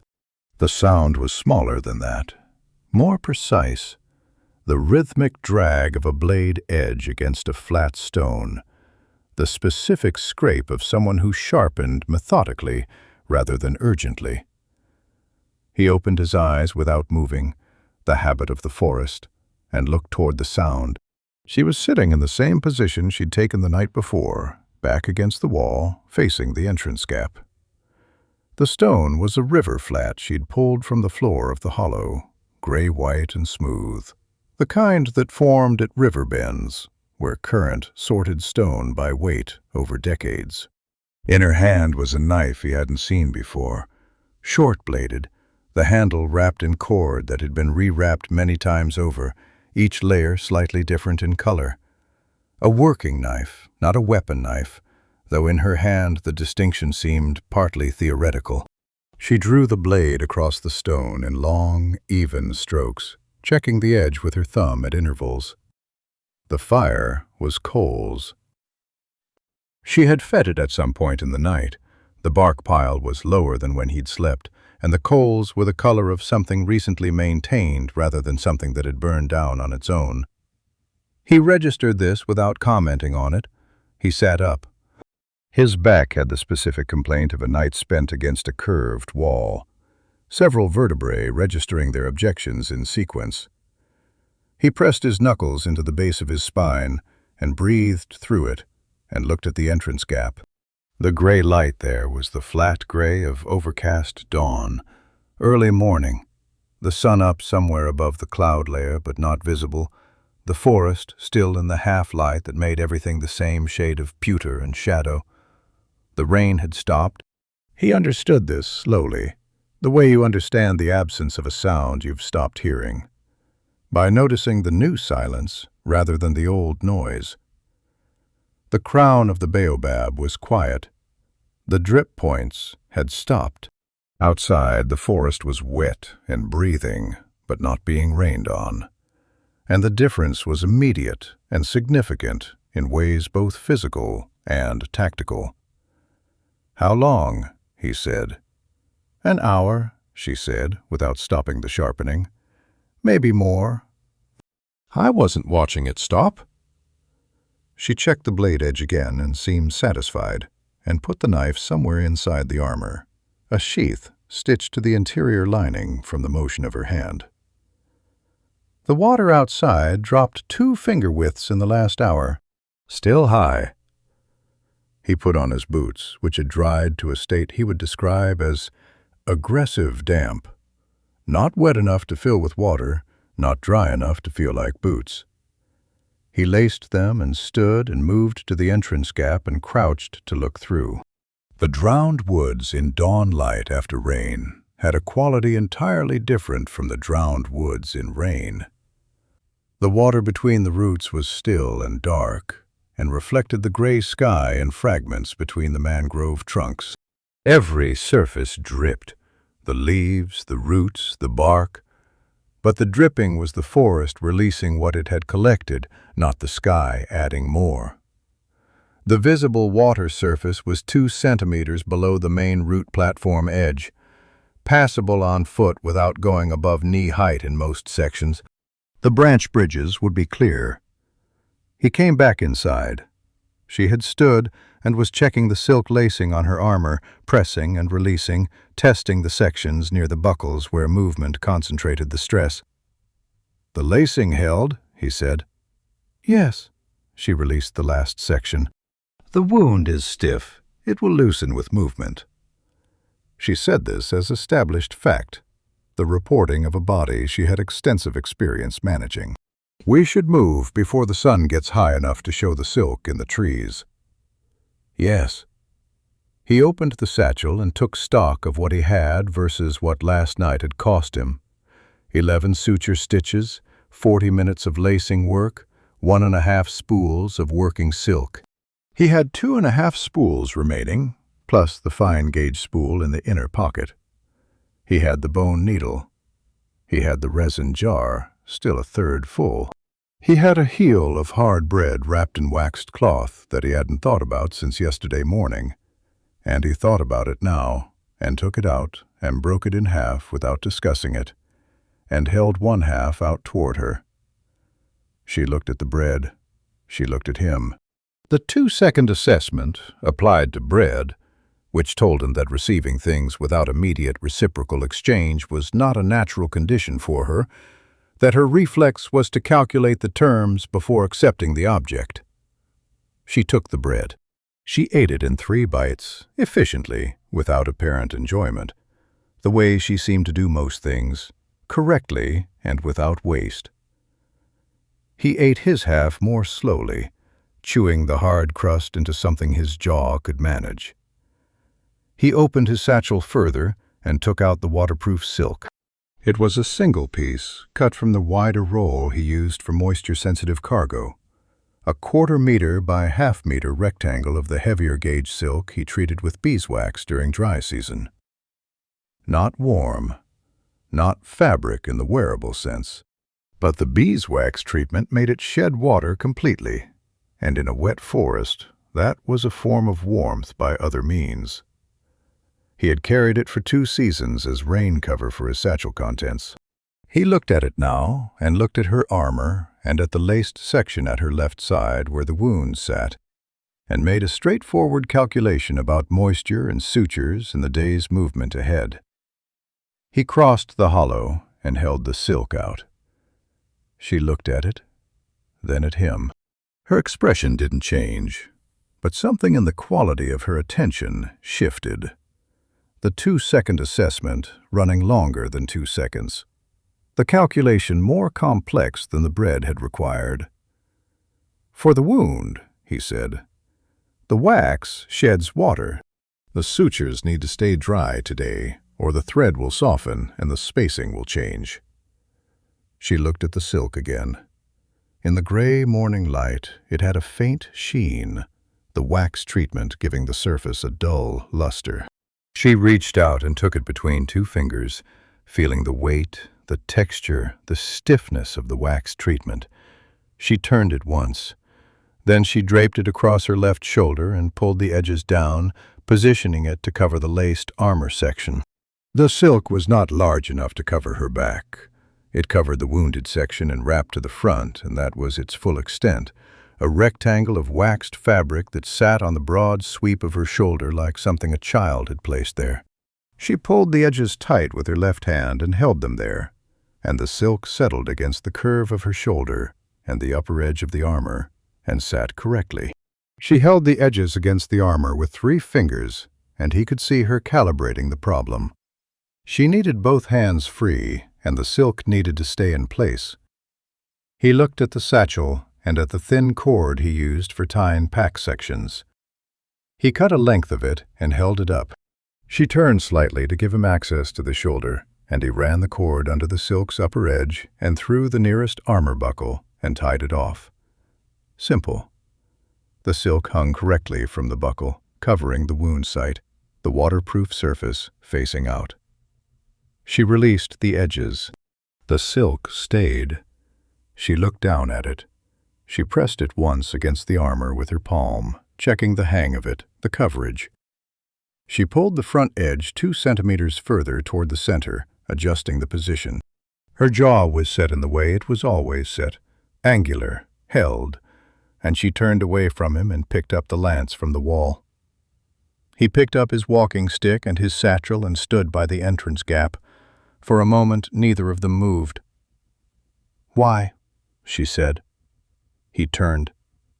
She was looking at the entrance gap, not at him, the lance at her side. "The bread, I understand," she said. "You had enough for 2, a practical decision." She paused. "The silk was your pack cover." "You've had it 2 seasons. He thought about how to answer that and settled on the most accurate version. "The sutures are good work," he said. "I don't want the water getting to them." He looked at the entrance gap, at the gray light beyond it. "And you're cold. You said it takes longer with orcs." "It still happens." She was quiet. "The bread was practical," she said. "The stitching was practical. You're saying the silk is practical." "Yes." "And the fire last night," she said. "You built it for warmth." "For drying my coat," he said. She turned and looked at him then, directly, the way she'd looked at the needle in the firelight, reading the object, reading the person holding it, checking what the thing was actually made of. He held still and let her look. "In the salt mines," she said, "a man who gives something gives it because he wants something back. The transaction is always visible." She turned back to the entrance gap. "You make transactions invisible." "I make practical decisions," he said.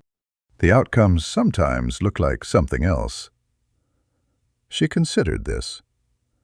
"Sometimes," she said. She ducked through the entrance gap and stood outside in the gray morning of the drowned woods, the lance at her side, the waterproof silk sitting on her shoulder like something she'd always worn. He followed her out, and the damp cold of the forest settled around him, and the standing water between the roots reflected 2 shapes, one slight and one not, for a moment before a wind moved the surface and the reflections scattered. He tested the first root with his stick and moved east. She walked beside him, and after a few minutes he asked the question she'd held since the night before, quietly, without preamble, the way she asked everything. "Why does a man who weaves cloth live in a forest of predators?" He thought about the merchant's house, about the accounts going to the sun and the threadwork coming with him, about the pale spider's silk and its value, and the workshop he was building toward, fact by fact, season by season. "Because the things worth making," he said, "require going to where they are." He stepped over a root knuckle. "The silk doesn't come to you." She walked. The water moved around her boots. The drowned woods spread east in its gray, wet, indifferent way, the mangroves standing in their dark water with the patience of things that had been here before any of this began and would be here after. "In the clan," she said, "a rider goes where the wolf goes. The wolf finds the prey. The rider follows." She looked at the forest ahead. "I thought it was different, the rider choosing the path." A pause, short. "It isn't, mostly."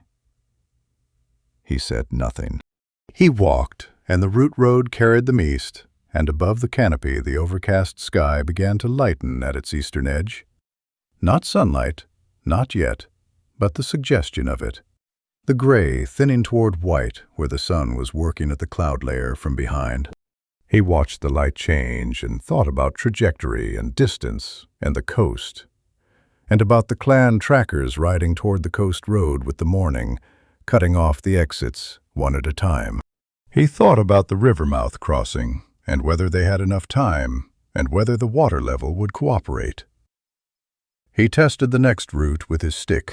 He heard the water before he saw it. The change in the root channel sound below them, from the steady low movement of high water draining slowly to something faster and less considered. He stopped. He looked at the root road ahead, where it curved south around a dense stand of mangroves. Around the curve, the root road was underwater, not ankle deep.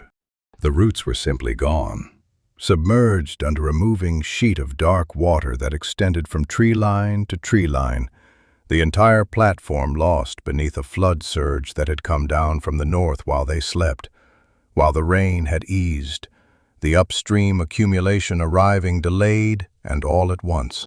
The water moved with direction and intent, the specific character of a flash surge, not the standing water of the drowned woods, but running water, river water, the forest floor temporarily claimed by the river system above. He looked at the width of the surge. He looked at the depth, impossible to judge from here, the surface uniform and unhelpful. He looked at the trees on both sides, at the upper roots where the canopy structure was dense enough to support weight. He looked at his satchel, at the remaining silk, at the branch bridges behind them, and the fact that the flood surge had almost certainly covered them too. He looked at Cord. She was looking at the water with the same steadiness she looked at everything. The lance at her side, the waxed silk square on her shoulder catching the morning's gray light. "Tell me," she said. "The root road is gone for at least 40 meters," he said. "Maybe more around the curve." "I don't know the depth." "And the bridges behind us." "Underwater," he said, "or close." She looked at the flooded section. She looked at the trees. She looked at him. "Then we go through it," she said. He looked at the water. He thought about chest height, about the current's pull, about the satchel and the remaining silk and the sutures he had spent 11 careful stitches on, and about the cold that hit a human body differently than it hit an orc body, and about the 40 meters that might be 80, and about the current underneath the surface that the still top water was not being honest about. The light at the eastern edge of the sky had thinned further. Somewhere above the canopy, the sun was rising into cloud, and the day was beginning, whether they were ready for it or not. From behind them, far back down the root road in the direction of the baobab, something moved through water. Not the drip sound of rain, not the settling sound of a forest releasing its overnight accumulation. Something with weight and direction and the specific displacement rhythm of a wide foot lifting from a root surface and placing again. She turned. He turned. The forest behind them was gray and still and told them nothing. But the sound came again. Part 9. The Rising Tide. The sound came from the north side of the root road. Not the road itself, beside it moving parallel through the flooded root channels where the water was deeper and the surface softer, and a heavy animal could move without the bark click of claws on exposed root. Silas had heard swamp lizards in water before. The sound was not identical to what he heard now, but it was close enough to matter. Something large was pacing them from the north, using the submerged root channel as a corridor, and it was moving at their speed, which meant it knew where they were going and had decided to keep pace rather than close the distance. Flanking, not charging. Flanking meant there was something else coming from another direction that hadn't announced itself yet. He looked south. The root platform there dropped off into a flooded grove, dark standing water between close-packed mangrove trunks, the trees too dense for a lizard but navigable by something smaller. He watched the water line between the southern trunks and saw nothing move. The water was still there. Still water in the drowned woods was not always empty water. Cord had turned south as well. She stood with the lance horizontal, not raised, not threatening, just ready, and her head turned slowly, reading the southern tree line in sections. 1 north, she said quietly. I count 1. 1 I can hear, he said. 1 I can't hear is the problem. She looked at the flooded root road ahead. At the 40 meters of running water that sat between them and the route east, she looked at the trees on both sides of the road, at the upper root structure where the mangroves threw out horizontal members 3 meters above the waterline. She looked at him. He was already looking at the same horizontal roots. The upper structure, he said. It runs continuous for about 20 meters on the left side. I've tested those roots before. They hold. And after 20 meters, there's a gap. He calculated the gap from memory, 2 meters, maybe 2.5, where the mangrove root system on the left ended and the next tree's system hadn't grown to meet it yet. He had shimmed that gap 2 seasons ago with a length of cord for his own use. The cord now 2 seasons old and not something he would trust with weight. I can re-bridge it. While we're above the water. Yes. While something is moving in the water below us. Also, yes. She looked at the northern root channel where the sound had gone quiet. Quiet was worse than sound. It meant the thing in the channel had stopped moving, which meant it had either decided to wait or it had found a better approach angle. Go, she said. I'm behind you. He moved to the left mangrove and found the first handhold, a root knuckle at chest height, the bark rough enough to grip wet.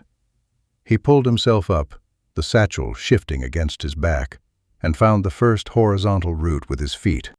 It was broad enough to stand on, the upper surface rounded but grippable through the soles of his boots. He tested his weight. The root held without flexing. He moved laterally along the root, using the vertical shoots above him for hand grips, stepping over the places where the root dipped and rose. The surface was wet, and the wet had a sheen of algae in the low sections, the green-black of algae that lived in permanent shade. He moved over those sections faster, weight on the outside edges of his boots where the algae was thinner.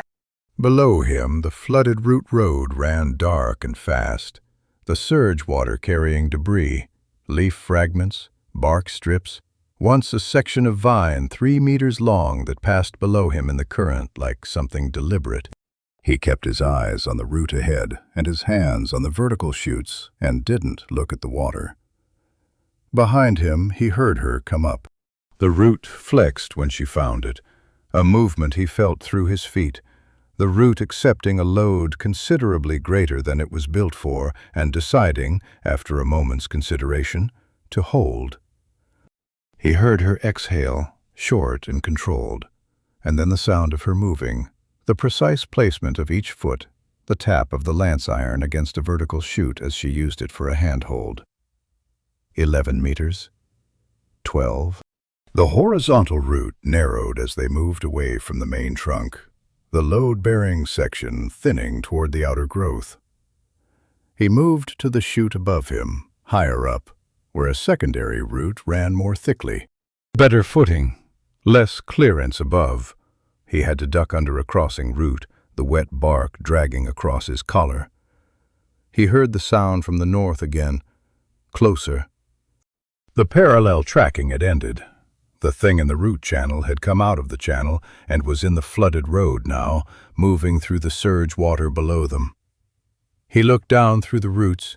3 swamp lizards, not 1.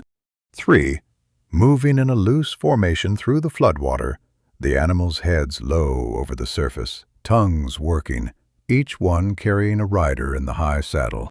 The water came to their shoulders, deep for the lizards, which meant they were partly swimming, the wide tails sculling to keep direction. They moved with the current, which was carrying them east along the flooded root road at a pace faster than walking. The riders were looking at the root road platform, which was submerged. They were not looking up. Silas pressed flat against the vertical chute he was holding and stopped moving. He heard cord behind him go still.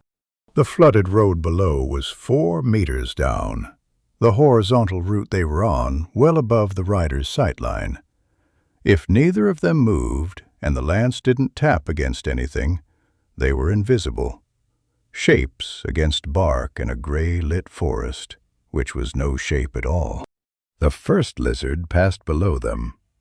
The second, its tail swept a wide arc through the water, and the tip of it caught a submerged root and redirected, and the lizard adjusted course without the rider signaling, the animal navigating by instinct, and passed directly beneath the root they were standing on.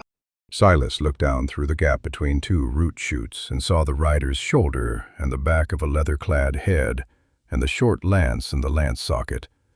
And then they were past, and the third lizard followed. He counted to 30 after the sound of the last lizard faded around the root road's curve. Then he kept moving. The gap was ahead. He could see it now. The horizontal root ending at the edge of the last mangrove's reach. The next tree's root system starting 2 meters further on, the gap between them showing open air and, below, the flood water running through. He reached the end of the root and stopped and looked at the gap. 2 meters. The next root was slightly lower, a 30-centimeter drop as well as a 2-meter span.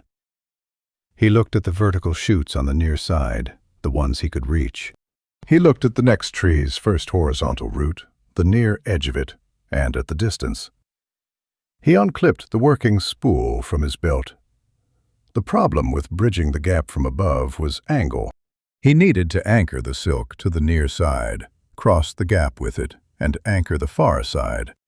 And to anchor the far side, he needed to reach the far side, which was the gap's entire problem. He looked at the root shoots above him. There was a cross root running over the gap at roughly 5 meters height, the kind of accidental bridge formed when 2 trees grow close enough that their upper structures intermingle. It ran over the gap at a useful angle. He wouldn't cross on the upper root. It was too thin and too high. But he could use it as an anchor point. He tied the silk to the near side vertical chute at chest height, 4-strand lateral knot, and threw the spool across the gap. The spool hit the far root surface and bounced once and stopped, trailing silk across the gap. He hauled the trailing silk back slowly until the thread was taut, then walked it up to the upper cross root, looped it twice, and let it fall to the far side's vertical chute, now running at a diagonal from near chest height across and down to far ankle height, with the cross root at the top holding the angle. A handhold and a foot line. Not comfortable. Functional. He crossed on it, left hand on the taut diagonal, right hand on the near vertical chute, the spool unreeling as he moved, his feet finding the gap's air and trusting the silk's angle to take the load. The silk pulled taut under his weight and held, and he reached the far side and gripped the far vertical chute and stepped onto the lower root and was across. He turned. She was at the near edge, looking at the diagonal silk, looking at the gap. The load the silk would take, his weight, 80 kilograms including the satchel, had not broken it. Her weight was, he did not know her weight precisely, but the root had flexed under her in a way that gave him an estimate. The silk was medium gauge. He had tested medium gauge under controlled conditions to 200 kilograms before it showed stress. She looked at the silk. She looked at the gap. She looked at him. She handed the lance across to him, reaching across the gap, and he took it without comment. Then she gripped the diagonal silk with her left hand and the near vertical chute with her right, and she came across in 2 movements, not the careful, incremental crossing he'd done, but 2 decisive transfers of weight, the silk pulling to its limit and holding, the whole structure vibrating with the load and releasing as she stepped onto the far root beside him. She took the lance back. He breathed out and started unreeling the spool from the upper cross root, retrieving the silk for reuse. "Weaver," she said. He looked up from the silk. She was looking down through the root structure at the flooded road below, and her expression had the particular quality of someone who has made a calculation they don't like the answer to. He followed her gaze. The 3 lizards had turned. They were coming back. Against the current now, the animals working harder, the riders sitting upright and high and scanning. One of the riders had a short bow out, an arrow nocked but not drawn.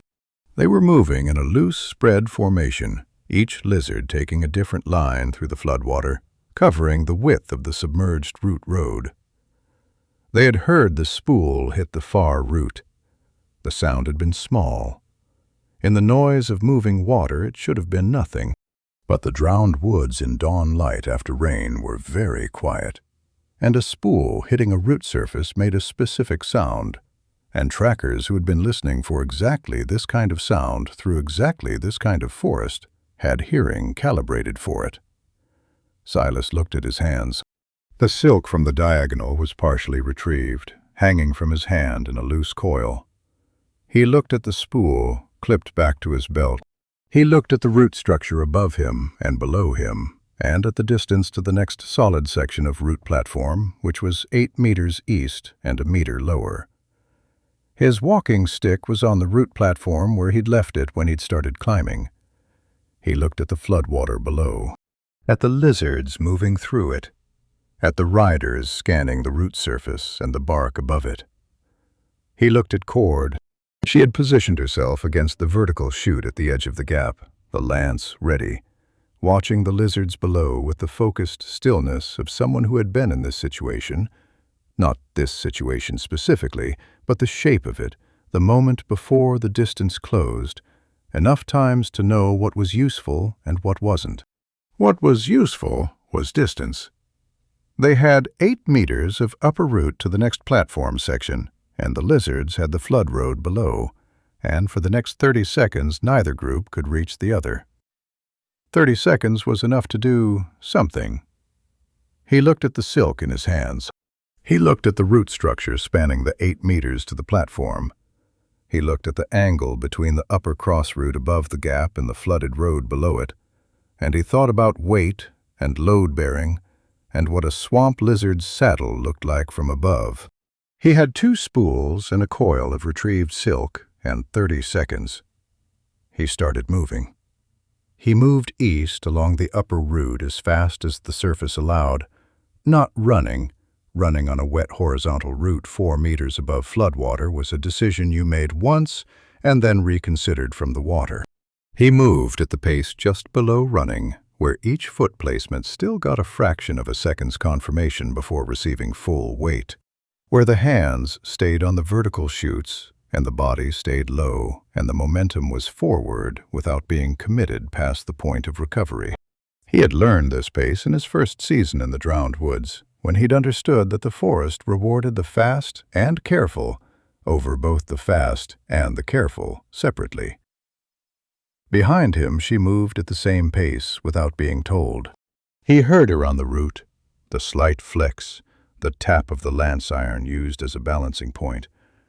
She had adapted to the upper root structure with the same speed she'd adapted to everything else, the terrain mapped and filed and no longer requiring conscious attention. 6 meters. 7. The root narrowed again, the outer growth thinning, and he shifted up to a higher secondary root, thicker, running closer to the canopy. The light up here was different, slightly more open, the sky visible in sections between the upper branches, the overcast, a uniform pale gray that told him nothing about the time, except that it was morning and the sun was making no particular effort. Below, the riders had found the gap. He looked down between the roots and saw one lizard stopped directly beneath the silk diagonal he'd used for the crossing, the rider looking up at the anchor point on the near vertical chute where the 4-strand knot was still tied. The rider reached up and touched the silk, and then said something to the others. He couldn't hear the words through the root structure and the water noise, but the tone was clear enough. The tone of someone who had found a track and was telling their companions which direction it ran. He reached the solid platform section and dropped down from the upper root, landing on the root surface with both feet and letting his knees take it. The platform here was elevated enough that the flood surge only covered it at the very edge. The center was open root surface, damp but walkable. He turned and watched Cord come down beside him, the lance swinging wide as she landed, the impact absorbed through her legs without apparent difficulty. She straightened and looked at the flooded section behind them, at the riders, at the upper root structure they'd just crossed. "They'll follow the upper roots," she said. "Yes." He looked at the platform's surface, at the edge where the floodwater ran. He looked at the mangrove trunks flanking the platform on both sides, the spacing between them, the vertical chutes available as anchor points. He looked at the silk in his coat pocket, the retrieved coil and the spool still on his belt. The root platform extended east for roughly 30 meters before the next flooded section began. He could see it from here, another stretch of submerged road, this one broader than the last, the water running less fast but across a wider span. The branch bridges that crossed this section were the ones he'd checked 2 days ago, the lashings intact then. He didn't know their status now. They had been at water level before the surge, which meant they were under it now. He had 30 meters of platform and 2 spools, and the problem of 3 riders who now knew exactly which direction their tracks ran. He looked at the platform. He looked at the riders working their way to the upper route crossing point. He thought about load and weight, and a specific geometry of a lizard moving through an enclosed space. "The platform narrows at the eastern end," he said. "Before the next flooded section, there's a bottleneck. 2 large roots growing close, maybe 1.5 meters of clearance." He looked at her. "A lizard fits through it, barely." She looked east, reading the terrain from his description. "One at a time," she said. "One at a time," he agreed. He started walking east. He worked as he walked, pulling silk from the spool with one hand and holding the free end with the other, measuring by arm span, each span roughly 1 meter, the silk unreeling without resistance. He counted spans. The riders were still at the crossing point, still working out the upper route approach, which gave him the platform's length and whatever time it took them to cross the upper routes and come down. He reached the bottleneck. It was what he'd remembered. 2 massive mangrove root buttresses growing close, the gap between them the width of a man plus a handspan on each side. The roots rose 4 meters on either side, sheer faces of bark with no horizontal footholds in the lower section. A lizard coming through the bottleneck at any speed would have the root walls on both sides within a tail width. No room to turn, no room to rear. He looked at the anchor points. The inner faces of both root buttresses had the iron eyelets he'd hammered in 2 seasons ago. This had been part of his trap corridor before he'd moved the active traps further north. 4 eyelets on each side, staggered at different heights. He still had the silk for them. His fingers found the first eyelet and threaded the silk through it. The knot seated in 5 seconds. He walked the line across the gap, 2 meters, and threaded the far eyelet and tied off. He moved to the next eyelet height, slightly lower, and ran a second line parallel to the first. 2 lines, both invisible in the gray light, both at rider chest height, adjusted for the saddle elevation of a swamp lizard. The cold came back into his fingers on the 3rd knot. He stopped and pressed his hands flat against the root buttress bark for 3 seconds, the same bark warming technique from the night before, and felt the pad sensation return to his fingertips. He finished the 3rd knot. Cord's hand closed around his shoulder, not gripping. The same steadying contact as the river channel, not pulling him, not directing him, simply placing a pressure that meant stop and look. He stopped and looked. The water surface on the flooded eastern section was moving. Not the current. The current ran uniform and shallow here, distinguishable by the slight directional lean of the debris floating on it. This was a different movement. 3 separate disturbances rippling outward from 3 separate points. The kind of movement made by objects traveling underwater fast enough to push surface water aside without breaking it. The swamp lizards. In the flooded eastern section, swimming submerged. He looked at the disturbances and counted them and tracked their direction and did the arithmetic of their speed against the distance to the bottleneck. And the arithmetic came out wrong. They had not followed the upper routes. One group had, he could still hear them, 2 riders at least, working across the upper root structure to the west, but these 3 had gone around. South, through the flooded grove he'd dismissed as too dense for lizards, and come out ahead of them on the eastern flooded section, cutting off the route forward. He was standing on a 30-meter platform with the only exits blocked. West, the group crossing the upper routes. East, the 3 lizards surfacing in the flooded section ahead, the water disturbances slowing as the animals found the submerged root platform edge and began to rise. He looked at his hands. He looked at the 2 lines he'd strung in the bottleneck. He looked at the silk still on the spool. He looked at his walking stick, which he had picked up from the platform where he had left it, and was holding now, the wood solid and familiar. He watched the first lizard surface through the eastern floodwater, the broad head breaking the surface 20 meters out, the rider rising with it, water streaming from the saddle and the animal's flanks. The rider reached into the lance socket and pulled the short lance free and held it horizontal. Then his boot hit the root knot he'd stepped over without seeing, and he dropped the walking stick. It hit the root platform with a crack that the forest's stillness turned into something considerably louder than a walking stick dropping. And then it skittered off the root edge and fell into the floodwater below the platform with a flat splash.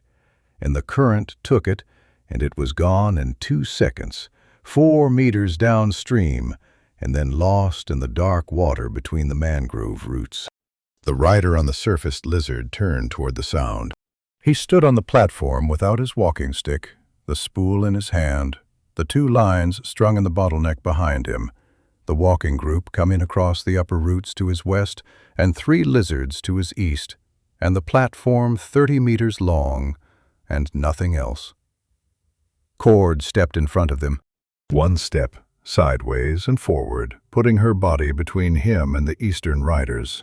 She raised the broken lance in her right hand, the iron head up, the shattered end down, and she planted her feet on the root platform with the deliberate placement of someone who has chosen a position and intends to hold it.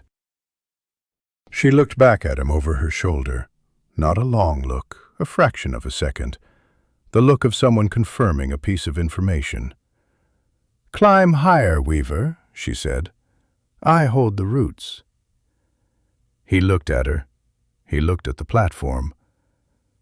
He looked at the mangrove root buttress to his left, the one with his silk lines strung through its eyelets, and at the upper root structure above it, and at the 3rd and 4th eyelets he hadn't used yet, still waiting at the upper height. He climbed. His hands found the first hold, the second, the third. He pulled himself up the root face with his arms doing more work than his feet, the boots finding purchase where they could and pushing when they found it.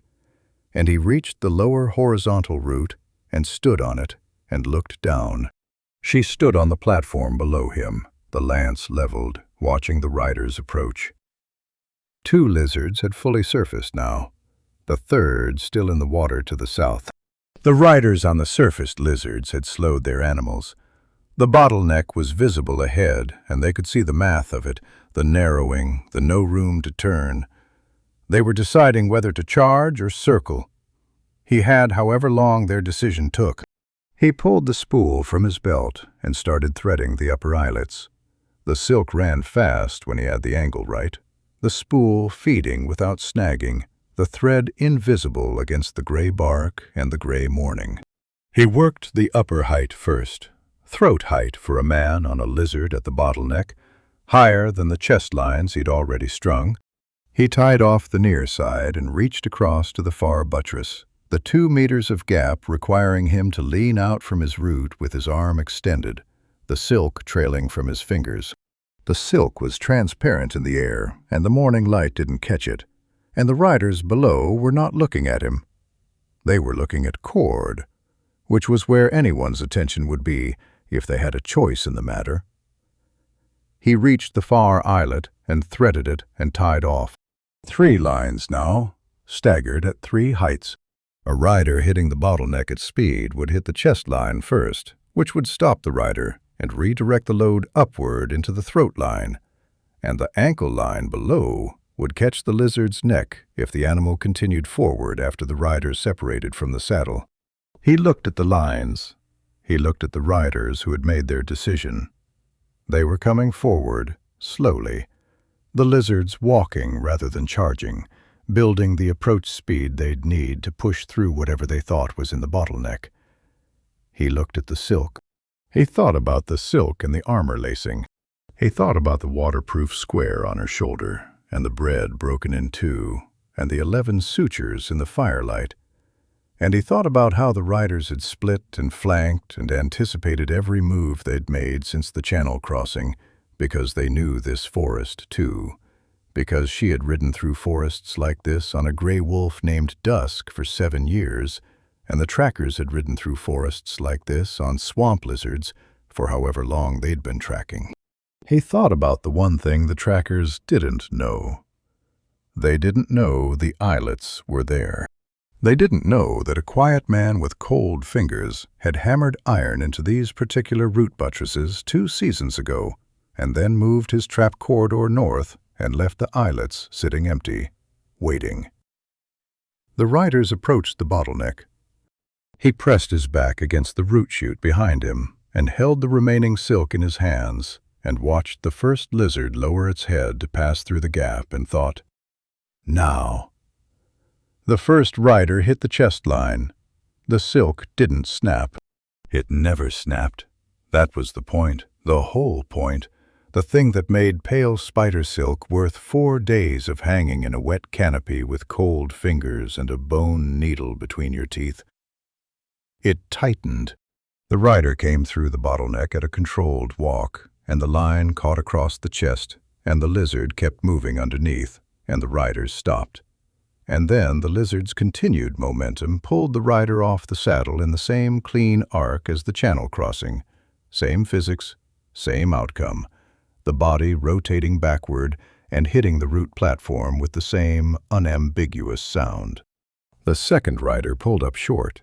The lizard under the first rider walked 2 more steps, confused, then stopped and turned its head and found the saddle empty, and processed this in the patient way of trained animals.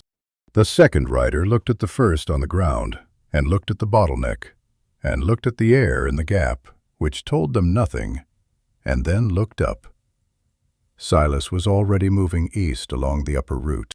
He heard Cord below, heard her move, the specific sound of her crossing the platform fast, the lance coming down from vertical to horizontal in the way it did when she was using it as a tool rather than carrying it. He didn't look back. He moved east, fast and careful, the spool trailing silk behind him from the upper root anchor point, threading through the root structure toward the eastern flooded section where the third group of lizards was working up onto the platform's edge. He had 1 spool left after this. He was going to need to be correct about what he used it on. He reached the eastern end of the platform route and stopped. Below, the third lizard had cleared the water and stood at the platform's edge, its rider reading the terrain ahead. The platform, the bottleneck commotion behind, the man on the upper route in front. The rider raised the short lance. Silas looked at the silk in his hands. He looked at the rider. He looked at the distance. 8 meters, too far for the lance at this angle, the rider knowing it too, buying time, waiting for the flanking partners to close from the west. He looked at the flood water surrounding the platform, at the current, at the debris moving in it. He looked at the tree directly above the rider's position, a younger mangrove, the trunk thin but the upper root structure dense, a platform of interlocked roots at 4 meters height. He looked at the angle between his position and that upper platform. He tied the trailing silk to the vertical chute beside him. Fast knot, 2-strand. Not his best work, but it didn't need to be his best work. It needed to hold for 30 seconds. He pulled the remaining length from the spool and looked at the distance to the young mangrove's upper root platform. 6 meters. The silk would reach if he threw the spool rather than walked it across. He threw it. The spool crossed the gap and hit the upper root platform, and the rider below looked up at the sound, which was what he wanted. The rider's eyes up and north, toward the sound, away from Cord, who was moving on the main platform below. He pulled the silk taut between his anchor and the spool's resting position, which ran the line directly over the rider's head at roughly 3 meters height, and tied off the near end. Not a trap. A distraction, the silk invisible and the rider not knowing it was there, but knowing something had crossed overhead, some thin line that the gray light half suggested. The rider looked at the air above them. The rider did not charge. Cord came past him on the main platform below, moving east with the lance horizontal. And the rider saw her coming, and the lizard turned to face her, and the third rider's full attention committed forward. Silas came down from the upper root. He landed on the platform behind the rider, which put the rider between him and Cord, and the rider heard him land and began to turn, and Cord closed the last 3 meters and drove the lance shaft, not the head, the shaft, across the lizard's neck behind the skull, the impact precise and controlled, the animal's head dropping reflexively from the pressure on the nerve cluster there. The lizard's legs folded. The rider came off the saddle sideways, off balance, and hit the root platform on one knee and one hand. Cord had the lance head at the rider's throat before the knee finished contacting the root. The rider went still. From the bottleneck behind them came sounds. The second rider dismounting, moving around the downed first rider, working through the gap on foot rather than mounted. Silas counted the time. He counted what he had left. He counted the distance to the next obstacle east, and whether they could reach it before the second rider cleared the bottleneck and the first rider recovered. "Go!" Cord said to the rider in a flat voice. The rider looked at the lance head, and then at her face, and then moved. Backward, off the platform edge, into the flood water, the cold receiving them without comment. She turned east. They ran. Not fast and careful. Fast, the root platform allowing it here where the surface was clear and elevated and Silas knew every knuckle and dip by memory. He ran with his arms out for balance and his eyes on the path and the satchel bouncing against his back. And she ran beside him with the lance at her side and the waterproof silk on her shoulder and her breathing controlled and even despite the stitches pulling at her left side, which he could see in the set of her jaw and chose not to say anything about. The platform ended. The second flooded section opened ahead, broader than the first, the water slow and shallow, the root platform submerged under 20 centimeters of standing flood water rather than running surge. The branch bridges he'd worried about were visible. 2 of the 3 above water, the third submerged but findable by its anchor points. He could see the far side, the root platform resuming 30 meters east, dry and elevated. The tree line there, the dense canopy of the old-growth section that meant they were within an hour of the coast. He went into the water without stopping. 20 centimeters was nothing. It was cold, and it was loud, and it slowed him, and he went through it anyway, the root platform solid underfoot. The flood water's surface broken by his movement into rings that spread and intersected and told everything behind them exactly where they were. He moved fast. The rings were going to happen regardless. She came in beside him and the water displaced significantly around her boots, and she matched his pace and they crossed the first bridge, above water, solid, the lashings holding, and the second, and found the third by the anchor bark on the far side, and crossed the submerged planks by feel, the wood invisible but present under the water. 20 meters. 25. The water dropped from knee height to ankle as the platform rose beneath them. They came up out of the floodwater onto dry root surface on the far side and kept moving east without stopping. He ran until his lungs registered a formal objection, and then he kept running for another 30 seconds before letting himself slow to a walk. She slowed with him. Her breathing had changed, still controlled, but the control was costing more now, the quality of a body managing two competing demands.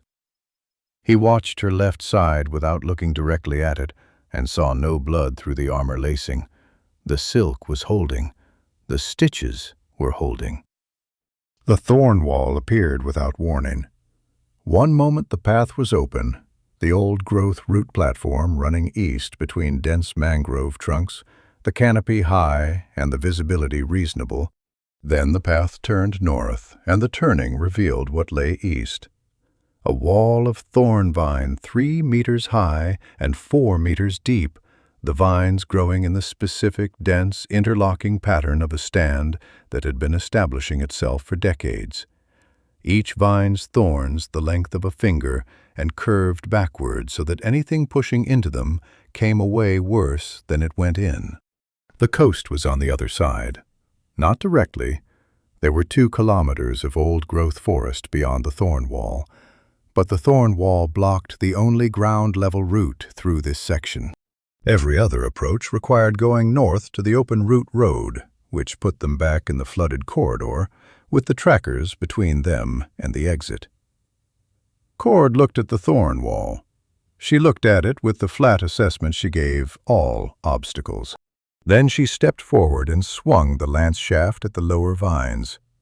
The lance shaft cut through the outermost growth, and the thorns grabbed the iron and held, and she pulled the shaft free, and the thorns dragged long marks across the metal.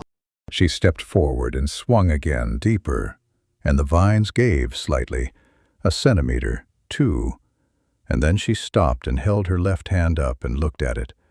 The sap was already working. A clear fluid where the thorns had caught her palm, small contact points, and around each point the skin was changing, the gray-green paling to a chalky white, the tissue response immediate. She closed the hand and opened it and closed it again, checking the sensation. "It numbs," she said. "Then it burns," he said. "The sap breaks down tissue over about 20 minutes. It's how the vine stops animals from pushing through." He looked at her hand. "Wash it in the flood water. The dilution slows the process." She went to the platform edge and submerged her hand in the floodwater still running at the platform's margin, holding it there, looking at the thorn wall over her shoulder. He looked at the wall with her. He opened his satchel. He took out the remaining spool. He took out the vial of flammable tree sap he used for waterproofing the anchor bark on his trap eyelets, a small glass vial stoppered with cork, the sap inside a dark, amber brown. He held it up and looked at the volume remaining. Enough. Barely enough, if he was careful about the application and didn't waste any on the wrong surface. He looked at the thorn wall. He looked at the vial. He thought about the pale spider silk's fiber structure, the surface area to weight ratio, the way it burned when it burned, fast and clean, a flash burn that released a lot of heat over a short period. He thought about the trackers behind them, and about the coast road and the riders who had circled north to cut the exits. And he thought about the river mouth crossing to the south, and whether they had time to reach it, and whether the water level allowed it. They didn't have time. The river mouth was 2 kilometers south along the platform edge, and the second group of riders from the bottleneck were through it by now, moving east. And 2 kilometers south was 2 kilometers that pointed the wrong direction. He looked at Cord's hand, still in the floodwater. "I need to be honest with you," he said. She looked at him. "I have 1 spool of silk left, and 1 vial of sap," he said. "The sap is flammable. The silk holds it the way a wick holds oil." He looked at the thorn wall. "If I coat the silk with the sap and string it through the thorn wall, and we set it burning, the wall burns. Thorn vine burns fast, and the sap accelerates it." He paused. "It also lights everything in the area, the canopy above it, anything standing in the burn zone." She waited. "The silk needs to be baited," he said. "Someone has to draw the riders into position before I ignite it." He looked at the platform, at the space before the thorn wall. "I can't do it. I need to be at the ignition point, which is up in the canopy above the wall. The bait has to be on the ground." She pulled her hand from the water and looked at it. The chalky patches were fading. The dilution had worked, the sap concentration broken down. She flexed her fingers. She looked at the thorn wall. She looked at him. "You climb," she said. "I bait." "Yes." She stood up. She picked up the lance. She looked east through the old-growth canopy at the sky above the thorn wall, and at the light that came through it, and at whatever she was calculating from those 2 pieces of information together. "Then do it," she said, "before they close the distance." He opened the spool and looked at the vial of sap and started working out where to begin. He started at the base of the left mangrove. The eyelet was already there. He had not hammered this one. The forest had made it, a split in the bark where a root shoot had died and pulled away cleanly, leaving a gap the width of 2 fingers. He tested it with the silk. The fiber seated correctly, gripped by the rough bark edges. The angle workable. He tied the first anchor and looked up. The canopy above the thorn wall was dense, old-growth mangrove.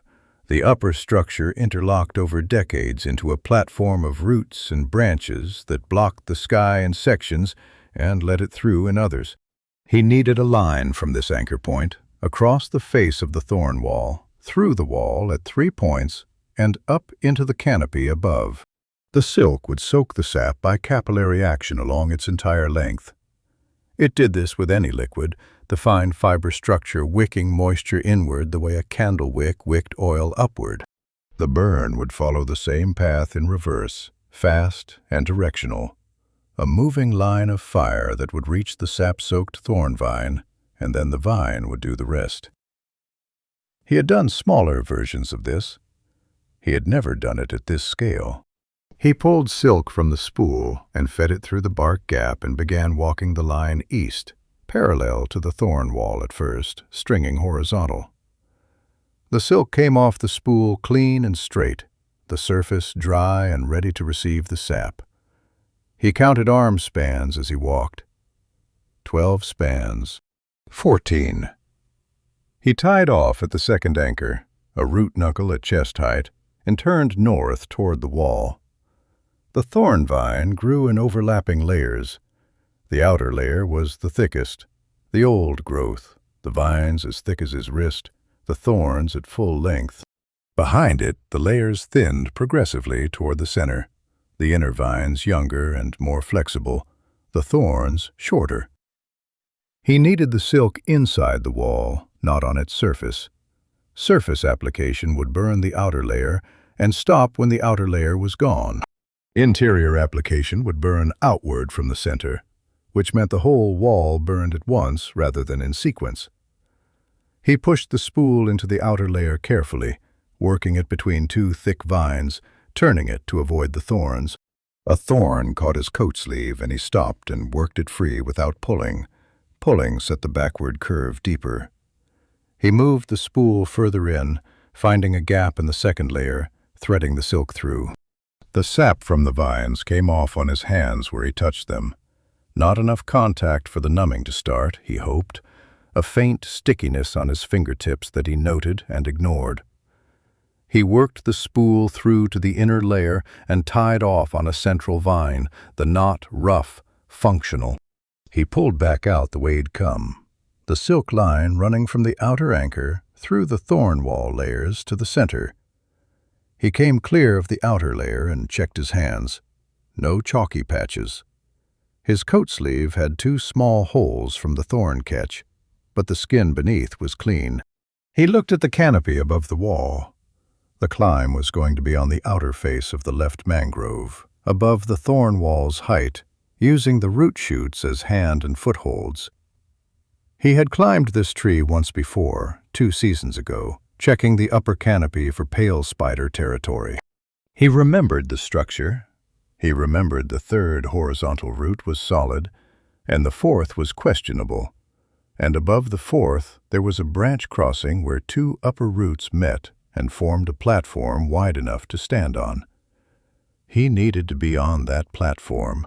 From there, the ignition angle covered the full width of the silk web he was building, and from there he could see cord on the ground below, and the approach corridor to the east where the riders would come.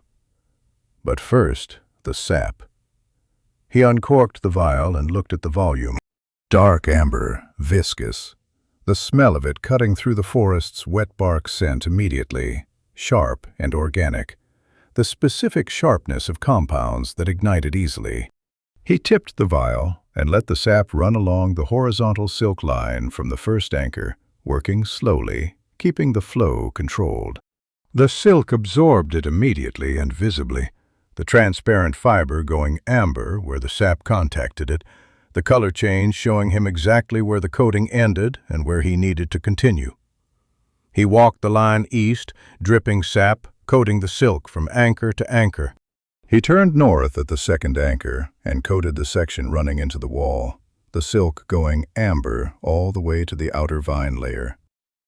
The sap absorbed into the thorn vine surface where it touched the bark. Good, that was what he wanted.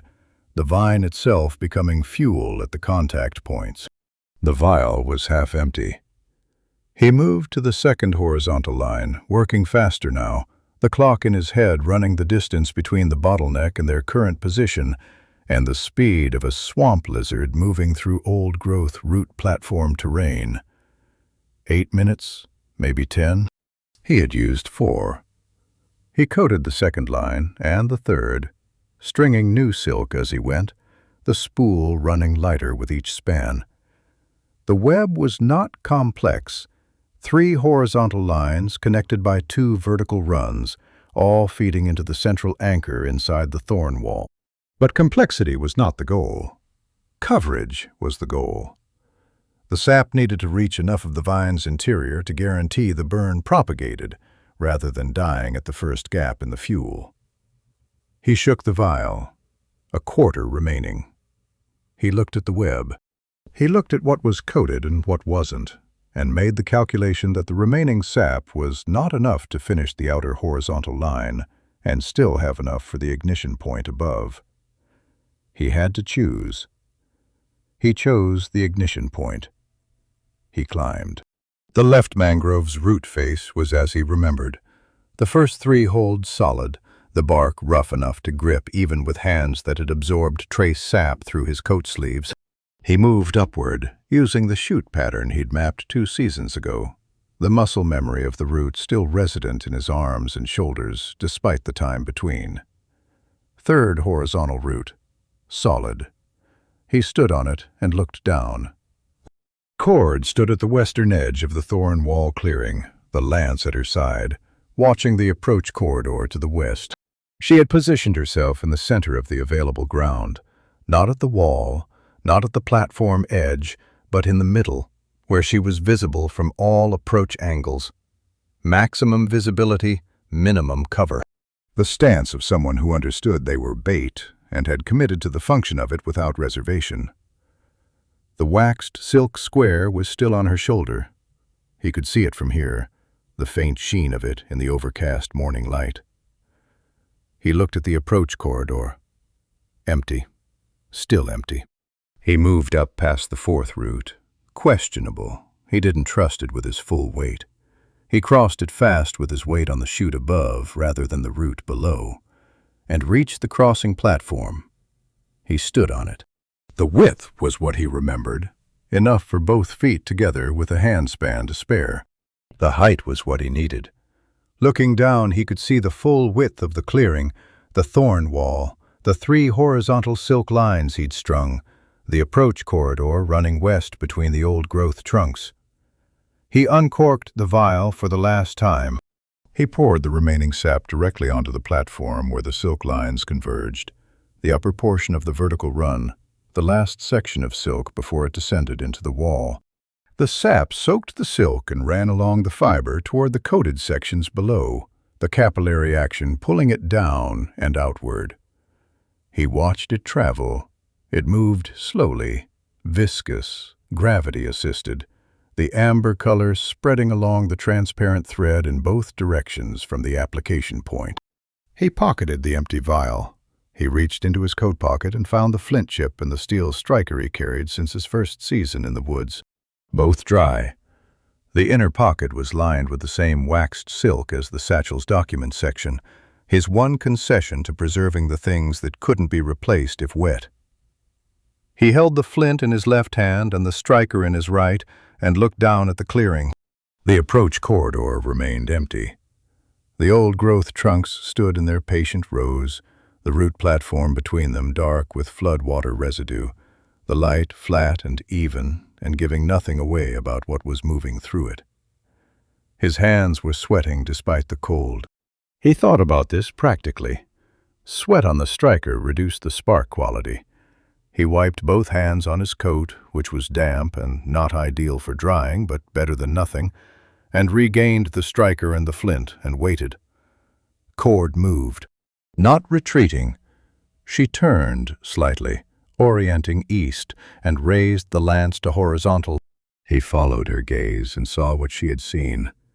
Movement in the corridor, the specific water displacement of a swamp lizard's legs at walking pace, not yet visible as a shape, but present as a pattern in the standing water between the roots. Then the first rider cleared the tree line, then the second, flanking right, and a third behind the second, staying back, the formation spreading as they entered the clearing, 2 forward, 1 holding, the standard approach for an open engagement. Silas watched from above and counted. 3 riders, 3 lizards, the animals' heads low and tongues working. Cord held her position. The riders slowed as they entered the clearing, reading the terrain. The thorn wall east. The woman with a broken lance standing in the center. The old-growth trunks on both sides. One of the riders said something. He couldn't hear the words, only the tone, the short, clipped sound of a command. The forward 2 began to move, closing the distance. Silas looked at the silk lines below him. He looked at the sap amber coating, the color of it showing him where the fuel ran and where it stopped. He looked at the thorn wall and at the dry inner core of the vines where the central silk line ran, where the burn would travel if he gave it a start. He looked at Cord, standing in the center of the clearing, the lance at her side, the riders 40 meters out and closing. 30 meters. 25. He watched the lizard's wide feet find the root platform surface and leave it. The animals crossing the silk lines without seeing them. The horizontal lines at rider chest height ran above the lizard's head, above the eye line, invisible against the bark background in the gray morning light. The riders crossed the first line. The second. 20 meters from the thorn wall.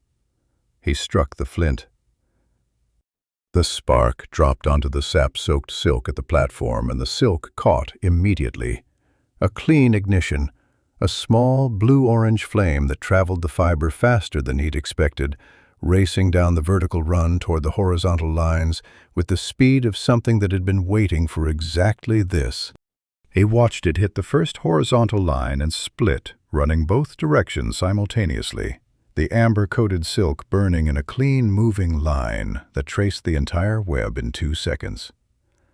The fire reached the thorn wall. The outer vine layer caught first, the sap contact points igniting at each one, small fires linking into a continuous line along the wall's face. The interior silk pulled the burn inward, the central anchor point igniting, and the fire spreading outward from the wall's core. At the same moment, the outer face was burning, and the two burns met in the middle, and the thorn wall became entirely fire in the space of 4 seconds. The canopy above it caught on the 5th second. Dry debris, dead leaves, the accumulated dry matter of the upper structure that the rain hadn't reached. It took the fire immediately, and the burning canopy peeled away from the wall in sections, dropping in burning pieces onto the clearing below, each piece trailing smoke and fire as it fell. And the clearing filled with light and heat and the roar of something burning faster than anything that size should be able to burn. He gripped the platform and watched from above. The lizards shied from the falling fire, both forward animals turning hard, the riders losing their composure for the first time, the formation breaking as the animals made their own decisions about the burning canopy descending onto the clearing floor around them. Cord moved through the chaos below, and he lost sight of her in the smoke. The smoke rose in a column that the gray sky swallowed without comment. Silas stayed on the platform. He had learned in 3 years of forest work that the moment after a large event was not the moment to move. The moment after was when the second thing happened, the thing the first thing had displaced. And if you were already moving when the second thing arrived, you had no stable position from which to respond to it. He gripped the root crossing with both hands and breathed through his coat collar to filter the smoke, and watched the clearing below through gaps in the burning canopy debris. The fire had done what fire does in a contained space. It had taken everything available and organized the available space around itself. The thorn wall was fully involved. Not a wall anymore, a column of fire 3 meters high running the full width of the eastern passage, the vine structure visible inside the flames as a darkening lattice that collapsed inward section by section as the material burned through. The canopy above it had dropped in 2 large sections, each one landing across the clearing floor in burning spreads that cut the space into corridors.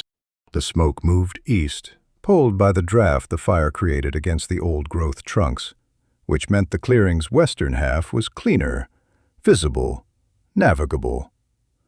He could see 2 lizards, both riderless, both moving south along the platform edge, away from the fire, the animal's instinct overriding their training once the burning material had started landing near them. One had a lance still socketed. The rider had not had time to pull it. The other's saddle had a long scorch mark across the left side, where a falling section of canopy had grazed it. He could not see the third lizard. He could not see any of the riders. He could not see Cord. The smoke shifted, the draft changing as the fire consumed its easiest fuel and began working on the denser vine core, the burn rate slowing and the smoke output increasing. The western half of the clearing went gray, and he lost the floor entirely for 20 seconds, the smoke uniform and opaque, nothing visible below except the orange glow of the burning wall at the far end. He looked for movement at the edges. South platform edge. The 2 riderless lizards still moving. North side, nothing visible. West approach corridor. Nothing moving toward the clearing from the direction they'd come, which meant the trackers from the bottleneck had not yet closed to engagement range. The smoke thinned. The draft shifted back. He saw her. She was standing at the northern edge of the clearing, her back to the old-growth trunk, the lance in her right hand. She was looking at something on the ground to her left that he couldn't see from his angle. Her posture had the specific quality of someone who had finished a sequence of actions and was assessing the outcome. Not relaxed, not ready to move. The suspended moment between one thing ending and the next thing being determined. She looked up. She found him on the platform without searching, her eyes going directly to his position, the way his had gone to the silk web before ignition, knowing where to look because she had tracked where he'd gone. She held up 2 fingers on her lance hand, the lance steady. Then she pointed south with the same hand. 2 down, 1 south. He scanned the southern platform edge, past where the riderless lizards had gone. The flood water there was still and dark between the root buttresses. He watched it. 30 seconds. Nothing broke the surface. Then the water moved, 30 meters south. A single disturbance, directional, something moving fast and low. The head of a swamp lizard just above the waterline, the rider flat against the animal's neck to keep the profile minimal, moving south at speed, running. He looked at Cord. She had already moved, off the tree and crossing the clearing, stepping over a burning section of fallen canopy with her stride adjusted for the obstacle, the lance at her side. She reached the base of his mangrove and looked up. "1 is running south," she said. "Signal rider. They're going to the Coast Road group." He had already calculated this. A signal rider sent before the engagement closed meant the Coast Road trackers would know the situation in 40 minutes. The fire, the thorn wall passage opening as the wall burned through, the direction of travel. The Coast Road was 2 kilometers east through old-growth forest. The trackers waiting there would seal the eastern exit and move to intercept. He began to climb down. He moved fast on the descent, less careful than the ascent, using the drop-and-catch method on the lower section. Hands on a root shoot, feet off the current hold, body dropping until the arms caught the load and found the next purchase. He reached the 3rd horizontal root and dropped from it to the clearing floor, the impact jarring through his knees, and stood. The clearing was transformed. The thorn wall still burned at the east end, the vine core glowing orange-white where the densest material was still involved. But the outer sections had burned through and collapsed, leaving a gap 3 meters wide and navigable at the center. The canopy debris on the clearing floor was burning in 3 separate sections, the flames low and spreading across the dry, accumulated material of decades of leaf fall. The smoke had the smell of thorn sap in it, sharp and chemical, the combustion products of the sap coating the inside of his throat even through his collar. He breathed shallowly. The smoke would thin once they were through the wall gap and moving east. He looked at the gap. The gap was passable. Narrowly, the outer vine sections were still hot on each side, the collapsed material glowing and radiating, the gap itself clear but bordered by active combustion. Moving through it quickly and centrally, without touching the sides, was possible. Moving through it slowly or off-center was not. He looked at Cord. She was looking at the gap with the same assessment. "Fast and straight," he said. "Yes." She looked at his coat. "Pull the collar up." He pulled the collar up over his mouth and nose. She had no equivalent on her armor, no collar to raise, no fabric above the chest plate. She looked at this practical fact without expression and reached up and unclipped the waxed silk square from the armor buckle where he'd tied it that morning. She held it across the lower half of her face, the waxed surface out, and looked at the gap. "You first," she said. "I'm behind." He moved to the gap and looked through it. 3 meters of active fire on each side, 10 meters of burning floor debris beyond it that narrowed to a clear corridor at the far end where the old growth resumed and the leaf fall was thinner. He picked the line, center of the gap, straight east, step over the 2 burning sections on the far side, reach the corridor, and keep moving. He went through. The heat on each side of the gap hit both cheeks simultaneously. A dry, pressing heat, entirely unlike the wet cold of the last day, and the smoke inside the gap was dense enough that he held his breath and kept his eyes on the corridor ahead. 5 steps through the gap. Step over the first burning section. A flat jump, both feet, clearing the spread of it with a hand span to spare. 3 steps. Step over the second section. 2 steps to the corridor. He was through. He turned. She came through 2 seconds behind him, the waxed silk held against her face, her stride measured and straight, the lance horizontal for balance, the gap's heat visible as a shimmer around her as she passed through it. She stepped over both burning sections without adjusting her pace. She came clear of the gap and stopped beside him and lowered the silk from her face. She looked at the silk. It had a brown mark across the waxed surface where the radiant heat had caught it. The wax had held. She clipped it back to the armor buckle. He turned east and they moved into the old-growth corridor. The smoke followed them for 50 meters, and then the old-growth density filtered it, and the air cleared, and the smell of wet bark replaced the smell of sap combustion, and the forest resumed its gray, indifferent character, as though the burning clearing behind them was a local concern it hadn't been informed of. He set the pace, fast walking, not running, the route platform clear and dry under the old-growth canopy which had kept the flood surge from reaching this elevation. His legs had the specific complaint of legs that had been asked to run twice already today, and were submitting their objections in the form of a low burn in both thighs that he acknowledged and set aside. "The signal rider," he said. "How long before the Coast Road Group moves to intercept?" 40 minutes if the rider goes direct," she said. "Less if they know the old-growth routes." She paused. "They know the old-growth routes. 30 minutes. The Rivermouth crossing is 2 kilometers south from here. At this pace, 20 minutes. The signal rider went south." "I know." She looked at him. "The rider will reach the Coast Road Group before we reach the crossing." "I know," he said again.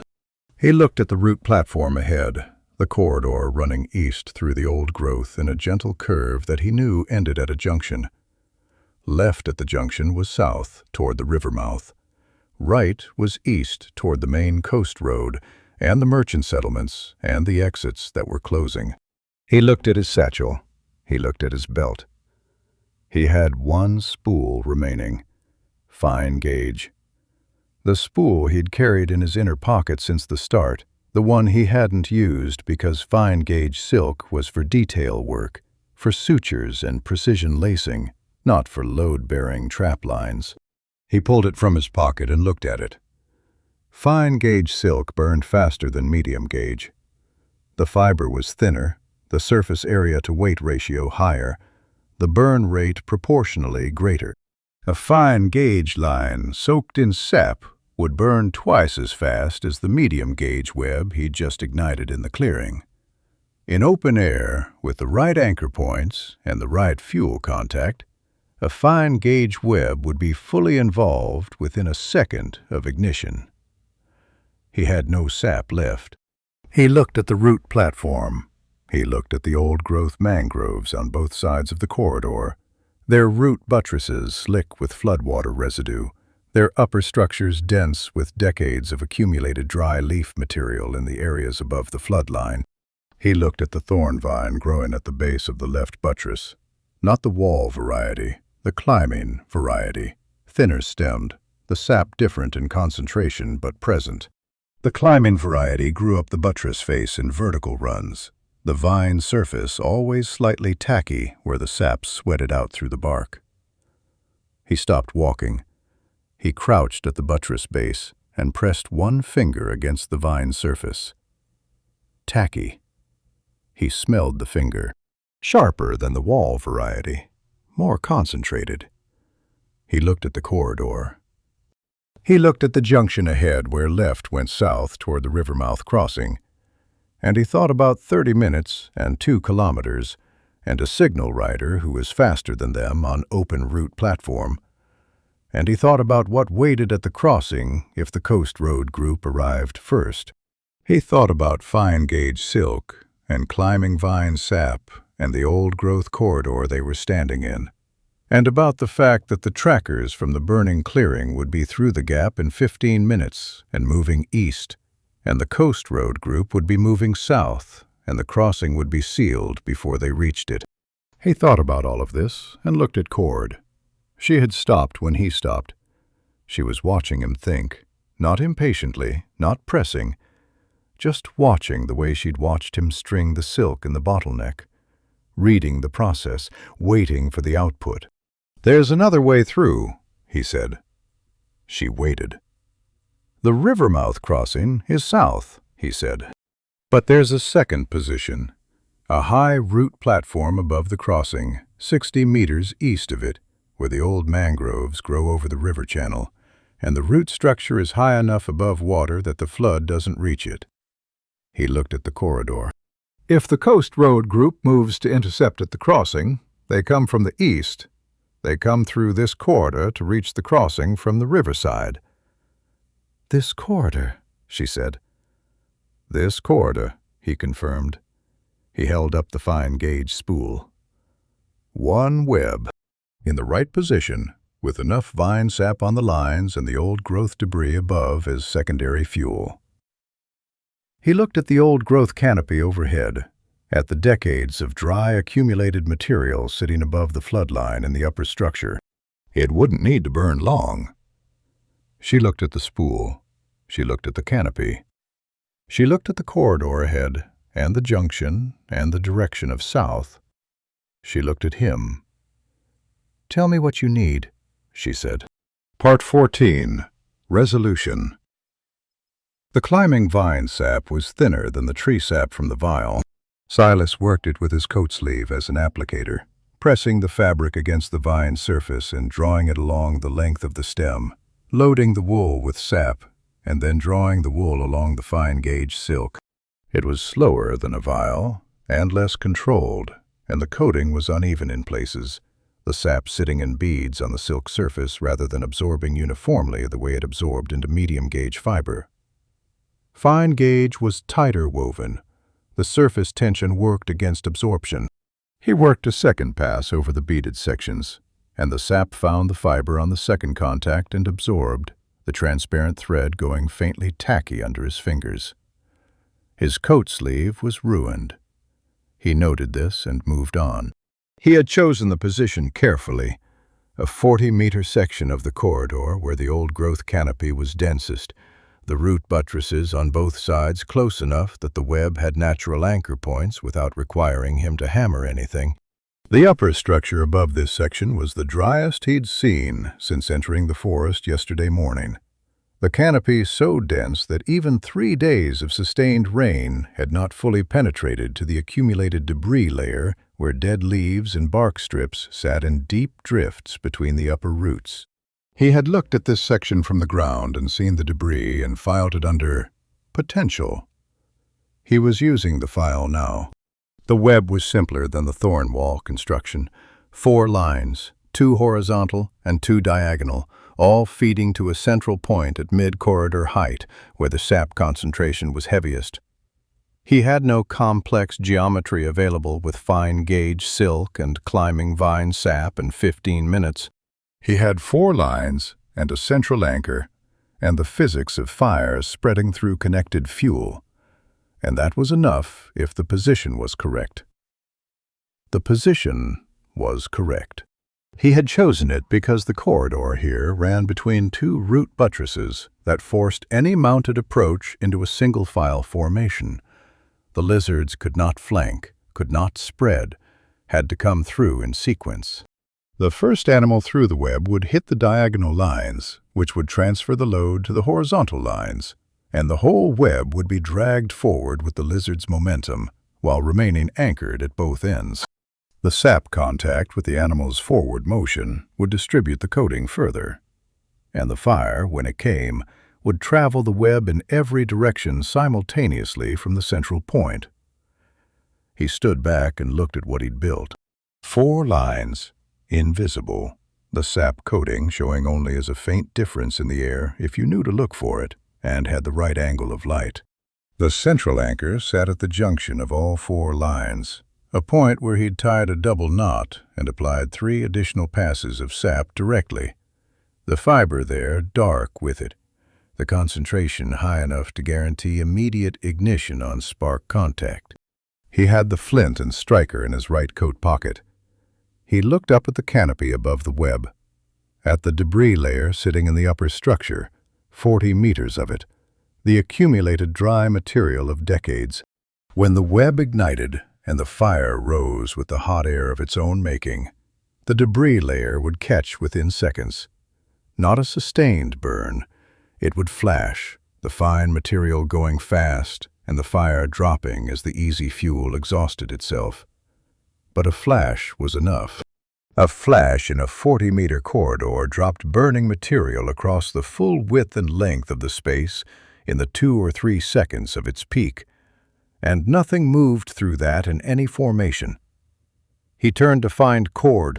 She was crouched at the western end of the position, her back to the root buttress, the lance vertical in her hand.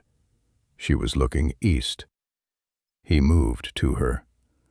"The web is set," he said. "The ignition point is at the center, mid-corridor height. I need to be within 2 meters of it when I strike." He looked at the corridor. "The riders will come from the east. When they enter the position and the lead animal crosses the first diagonal line, I ignite." "Where do you need me?" she said. "West, past the web, far enough that the canopy drop doesn't reach you." She looked at the position. She looked at the web she couldn't see. She looked at him. "You'll be inside the position when you ignite." "I'll move west after I strike," he said. "The fire travels the web before it rises. I have 2, maybe 3 seconds." 2 seconds, she said. It was not a question. It was a correction. The precision of someone who had watched fire move in enclosed spaces and was not going to allow him the comfort of the extra second. 2 seconds, he said. She held his gaze for a moment, the assessment running its course. He held still and let it run. She stood. She moved west along the corridor without further discussion and took a position behind the last root buttress before the western end of the position, the buttress thick enough to block radiant heat. She planted the lance and looked east and became still. He moved to the center. The central anchor was at chest height, the knot visible to him because he knew where it was. He stood beside it and faced east and breathed slowly and waited. The forest was quiet. Then it wasn't. The sound came from the east. Not a horn this time, no signal calls. The sound of swamp lizards moving fast on a dry root platform, the claw click of animals pushed to a pace beyond their comfort in this terrain, the riders driving them forward. He counted by rhythm, 3 animals, moving fast. 40 meters out. He put his right hand in his coat pocket and closed his fingers around the flint and striker and waited. 30 meters.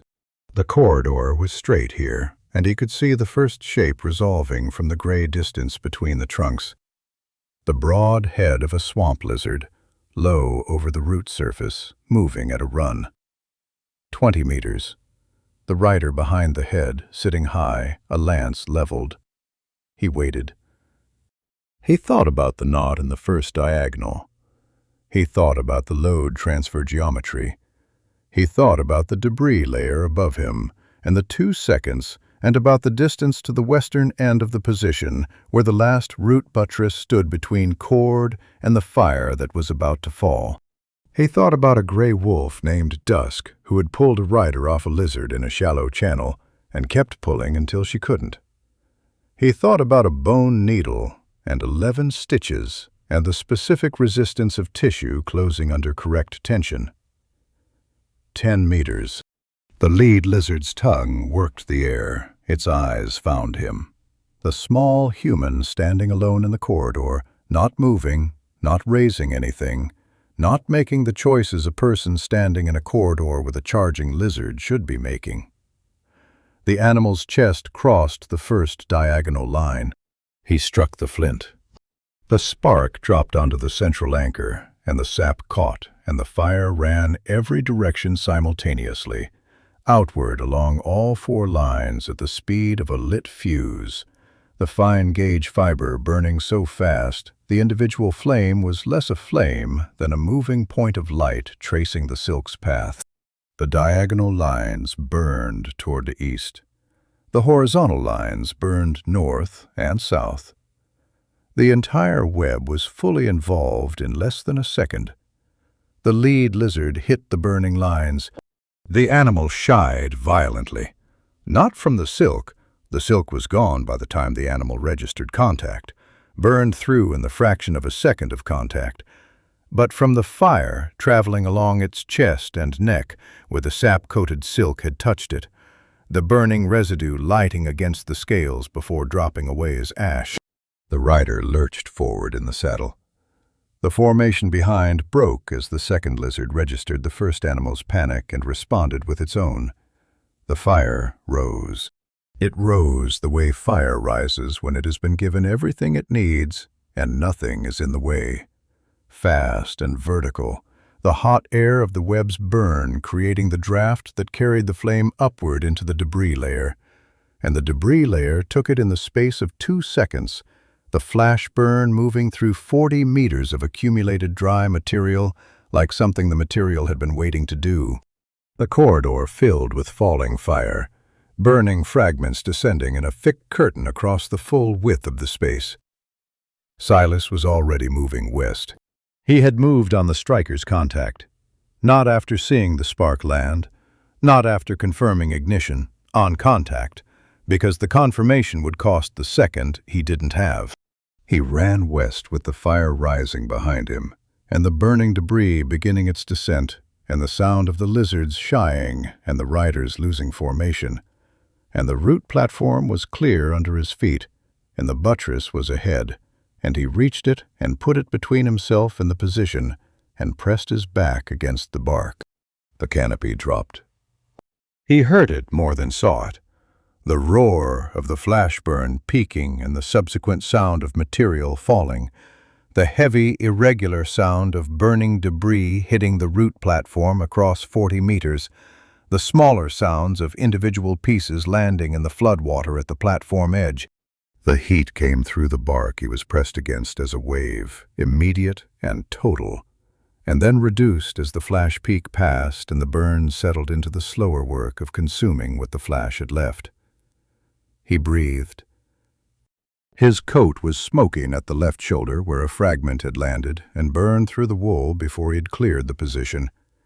He reached back and pressed the fabric flat against his shoulder and felt the heat through his palm and lifted it and blew across it and pressed again until it stopped. A hole the size of his thumb, the wool edges curled and brown. He looked at it and noted it and straightened. Cord came around the root buttress. She looked at his shoulder. She looked at the hole in the coat. She looked at his face, running the assessment. "The left shoulder," she said. "The coat took it," he said, "not the skin." She looked at the corridor position. The fire was settling. The flash had consumed itself in the fast way of flash burns, leaving behind a burning scatter of larger debris pieces and the smell of sap smoke layered over old wood smoke. Through the settling debris and the thinning smoke, the corridor was visible. Disrupted, the route platform surface covered in ash and burning material, the formation of lizards gone. 2 had turned back east, 1 had gone south over the platform edge and into the floodwater, all 3 carrying or dumping riders as the situation had required them to. No one was moving through the corridor position. He looked at the spool in his hand. Empty. He had started yesterday morning with 6 spools and a knife and a bone needle and a vial of sap. And he had 1 empty spool and a knife and a bone needle and an empty vial and a coat with a hole in the left shoulder and 2 destroyed boot soles that he would not think about until he was somewhere he could sit down. Cord was looking south. "The river mouth," she said. Yes. He put the empty spool in his satchel. He looked south, at the platform edge where the floodwater ran in the gap between the old-growth buttresses, and at the direction the corridor ran toward the river channel and the crossing and the coast beyond it. 2 kilometers, 20 minutes. She looked at him. Something in her expression had shifted from the baseline of the last day. Not softer exactly, but differently arranged, the angles of it less fixed. She reached out and pressed 2 fingers briefly against the hole in his coat shoulder. Not a gesture, a verification, checking that the coat had taken the burn and not the skin below it. She felt the fabric and withdrew her hand. "Move," she said. They went south. The platform ran cleanly here, the old-growth roots elevated enough above the floodwater that the surface was dry and the footing was solid. Silas moved without his walking stick, lost to the flood surge hours ago, and found that he managed without it, the terrain familiar enough from years of working this forest that his feet found the knuckles and the dips without requiring the stick's advance notice. His legs had stopped submitting formal objections and moved to informal acceptance, the low burn in his thighs becoming background information rather than foreground complaint. He walked, and his legs walked, and the forest moved past them in its gray, wet, bark and water way. She walked beside him. The lance at her side, the waxed silk square on her shoulder, the armor lacing holding its structure. She moved with the same economy she had moved with since the trap clearing. No wasted motion, each step placed and loaded and released in the correct sequence. The river mouth sound reached them before the crossing was visible, the specific water sound of a channel meeting standing floodwater, a low rushing undertone beneath the forest's ambient noise. He slowed. He looked at the platform ahead and listened to the sound and looked at the light and calculated whether the signal rider had had enough time. The river mouth crossing opened before them. Wide water, shallow, the channel running east-west with the old-growth forest on both banks. The crossing point marked by a line of exposed root heads breaking the surface in a rough diagonal, the waiting line he'd used before, the route where the bottom was solid and the depth predictable. Empty. He looked east along the far bank. No movement, no riders, no lizards, no formation waiting at the crossing's eastern approach. The signal rider had not made it in time, or had chosen the wrong crossing, or the coast road group had moved slower than Cord had estimated. He did not need to know which. He needed to cross. He stepped into the river-mouth water and felt the cold of it come up through his ruined boot soles and looked at the diagonal route line and began to cross. The water at the crossing was waist-deep on him and moving. Not the surge current of the flooded route road. This was river current, the steady, directional pull of a channel working toward the sea, the water brown with suspended silt and carrying fine debris on its surface. He braced against it with both feet on the diagonal route line, feeling each root head underfoot before committing weight. The line ran at an angle to the current, which meant walking it required leaning slightly into the pull to stay on the root heads rather than being walked downstream off them. He moved carefully. Carefully was what he had left. The water came up past his ribs at the deepest section, the channel's center, and he held the satchel above his head with both arms and felt the current find every gap in his clothing and press through it. His boots had no structural integrity remaining. The soles had separated at the toe on both feet sometime in the last hour, the leather upper still present but the connection to the ground purely theoretical. He felt the root heads through the wool of his socks rather than through boot leather, and moved on them the way you moved on things you could feel directly, which was more honestly than he'd been moving for hours. He reached the far bank and climbed out. He set the satchel down and turned and watched her cross. The water reached her mid-thigh at the deepest section. She crossed in 11 steps, the lance horizontal for balance, the current pushing at her and finding no useful purchase. She stepped off the last root head onto the far bank beside him and looked east and said nothing, because there was nothing to say about the crossing that the crossing hadn't already said for itself. He picked up the satchel. They walked east. The forest on the eastern bank was different in character from the drowned woods proper. The mangroves here gave way progressively to drier ground species, the root platform replaced by actual soil, compacted and sandy, the floodwater absent below the ankle. The canopy thinned. The sky came through in larger sections, the overcast still present, but higher now, the ceiling lifted by the coastal air that moved inland from the sea. He could smell it, the salt and tide smell of the merchant coast, faint and specific, the smell that his body had associated for 3 years with the end of a harvest run, with dry buildings and payment and the brief civilian life he allowed himself between seasons. He breathed it and kept walking. His legs had arrived at a new category of tired that was past complaint and into a kind of cooperative numbness, the muscles performing their function without consulting the rest of him about the terms.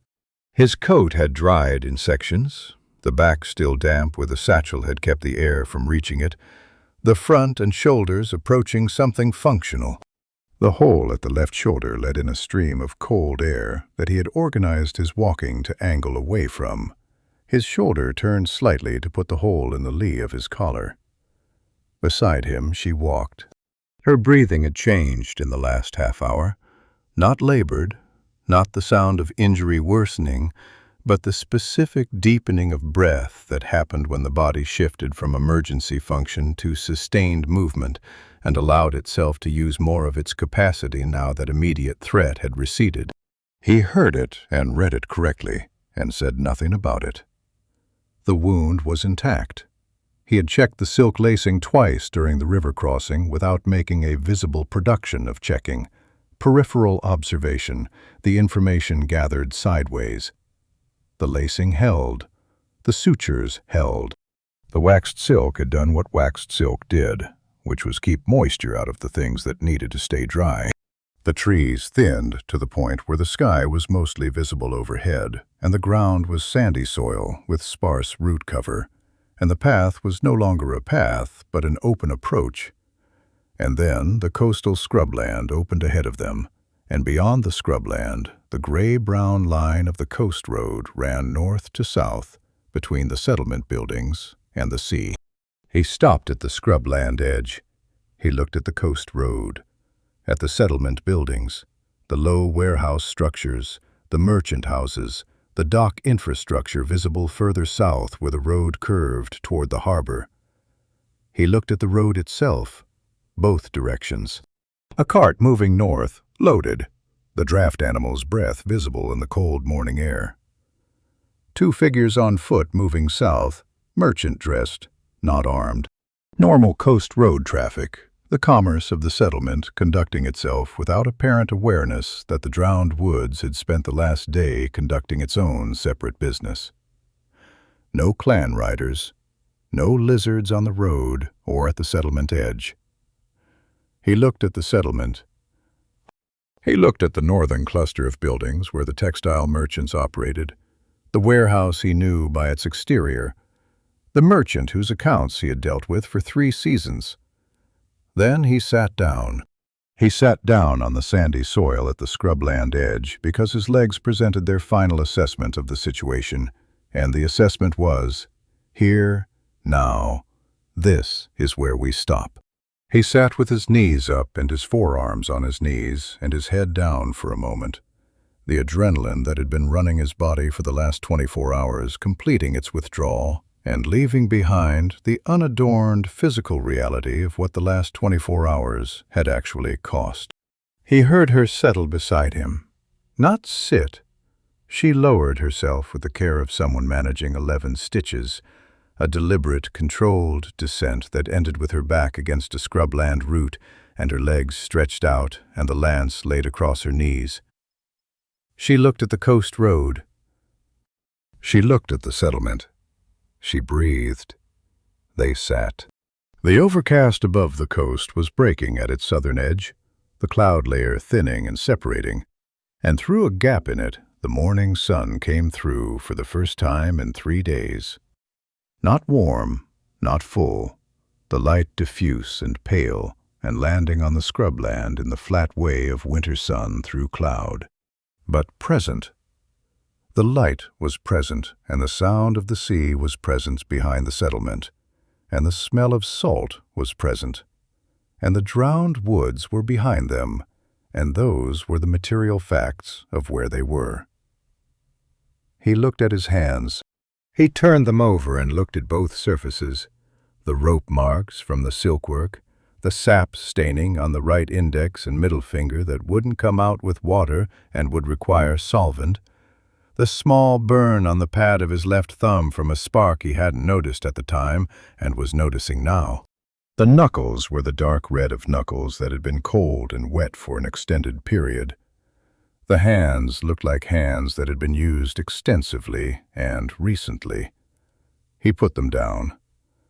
Cord was looking at the settlement. He watched her look at it, at the buildings, at the road, at the people moving on it.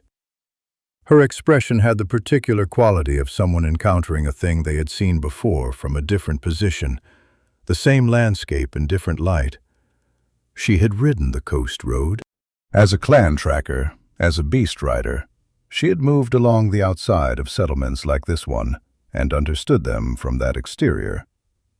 He understood them from the interior, from the merchant house years, from the accounts and the threadwork and the transactions that made the buildings function.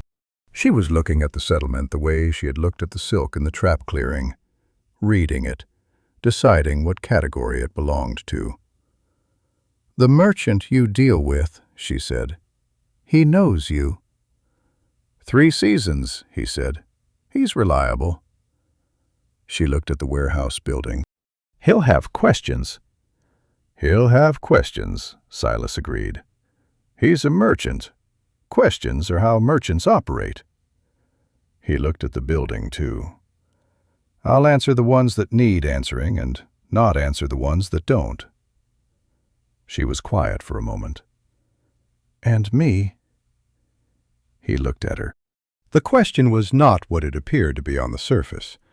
It was not a question about what he would say to the merchant. It was a question about what happened after the coast road, after the settlement, after the immediate structure of getting here had completed its function and left the two of them sitting in scrubland with the drowned woods behind them and the open coast ahead. He thought about the merchant's warehouse, about the back room where he stored harvested silk between valuation and sale, the room with a wood-burning stove and a work table and 2 chairs he'd brought from the coast city because the merchant's chairs were unusable for fine needlework. He thought about the solvent for sap staining and the spare boot leather he kept in the supply box under the work table, and the physician 3 buildings north who was competent and not given to unnecessary questions. "The physician first," he said. "The sutures need checking, and the wound needs proper dressing, not silk and bone needle in firelight." He looked at the scrubland path toward the settlement. "Then the warehouse. I have the season's harvest to account for, and you need somewhere dry to be while the wound settles." He paused. "After that is after that." She looked at him. "After that is after that," she repeated. The flat voice, the fact being turned over, examined, filed. She looked at her hand, the left one, the one that had touched the thorn vine sap at the dead end. The chalky patches were gone, the tissue response resolved by the floodwater dilution. She flexed the fingers once, checking.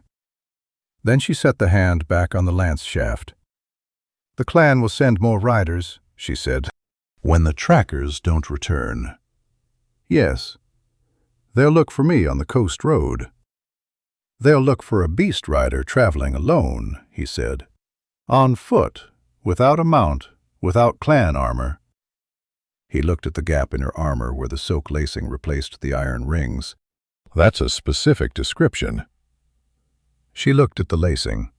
She looked at the waxed silk square on her shoulder. She looked at the satchel he was carrying, the tools of the trade he had spent 3 years developing in a flooded forest because the things worth making required going to where they are. She said nothing for a moment. Then, "You need more silk." "The pale spider will have rewoven the anchor lines by next week," he said. "Another harvest run in 2 months, maybe 6 weeks if the weather cooperates." He looked at the drowned woods, the dark tree line sitting at the northern edge of the scrubland. "The trap corridor needs restringing. 2 spools of medium gauge, minimum." She looked at the tree line. She looked at it with the assessment, running its full course, not the 2-second version, but the longer one she used for things that required more than 2 seconds. "I know the forest now," she said. "The route road, the junction, the bridge positions." "Yes," he said. "I know the lizard approach routes." "Yes." "A harvest run is slower alone," she said. "Not an offer. A fact being laid beside another fact to see if they were the same shape." He looked at the tree line, too. He thought about 2 months and restrung traps and the pale spider's anchor lines in the upper canopy and the route road at ankle depth in dry season, and what it was like to walk it without someone beside him who knew the junction and the approach routes, and how to cross a flooded channel with a broken lance as a pole. He thought about having a door.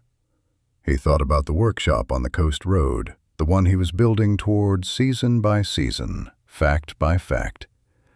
He thought about how facts accumulated and what shape they made when you laid them beside each other. "The drowned woods are better with 2, he said. It was accurate, and it was the only version of the answer he was willing to offer, and he did not elaborate on it. She looked at the settlement. She looked at the road and the buildings, and the physician 3 buildings north, and the warehouse where the stove burned, and the spare boot leather sat in the box under the work table. She stood. She pulled him upright by the back of his coat collar, the same grip as the river crossing, the same effortless adjustment of force that set him on his feet without jarring, and released him and picked up the lance. He settled the satchel on his shoulder and pushed his glasses up his nose and looked at the coast road. They walked out of the scrubland and onto the road together, and the merchant coast received them in the indifferent way of places that have seen everything, without ceremony, without comment. The cart traffic moving north and the figures moving south, and the sea behind it all making its patient noise against the harbor stones. The silk in his satchel was the thinnest thread. It had held everything asked of it. It had not broken once.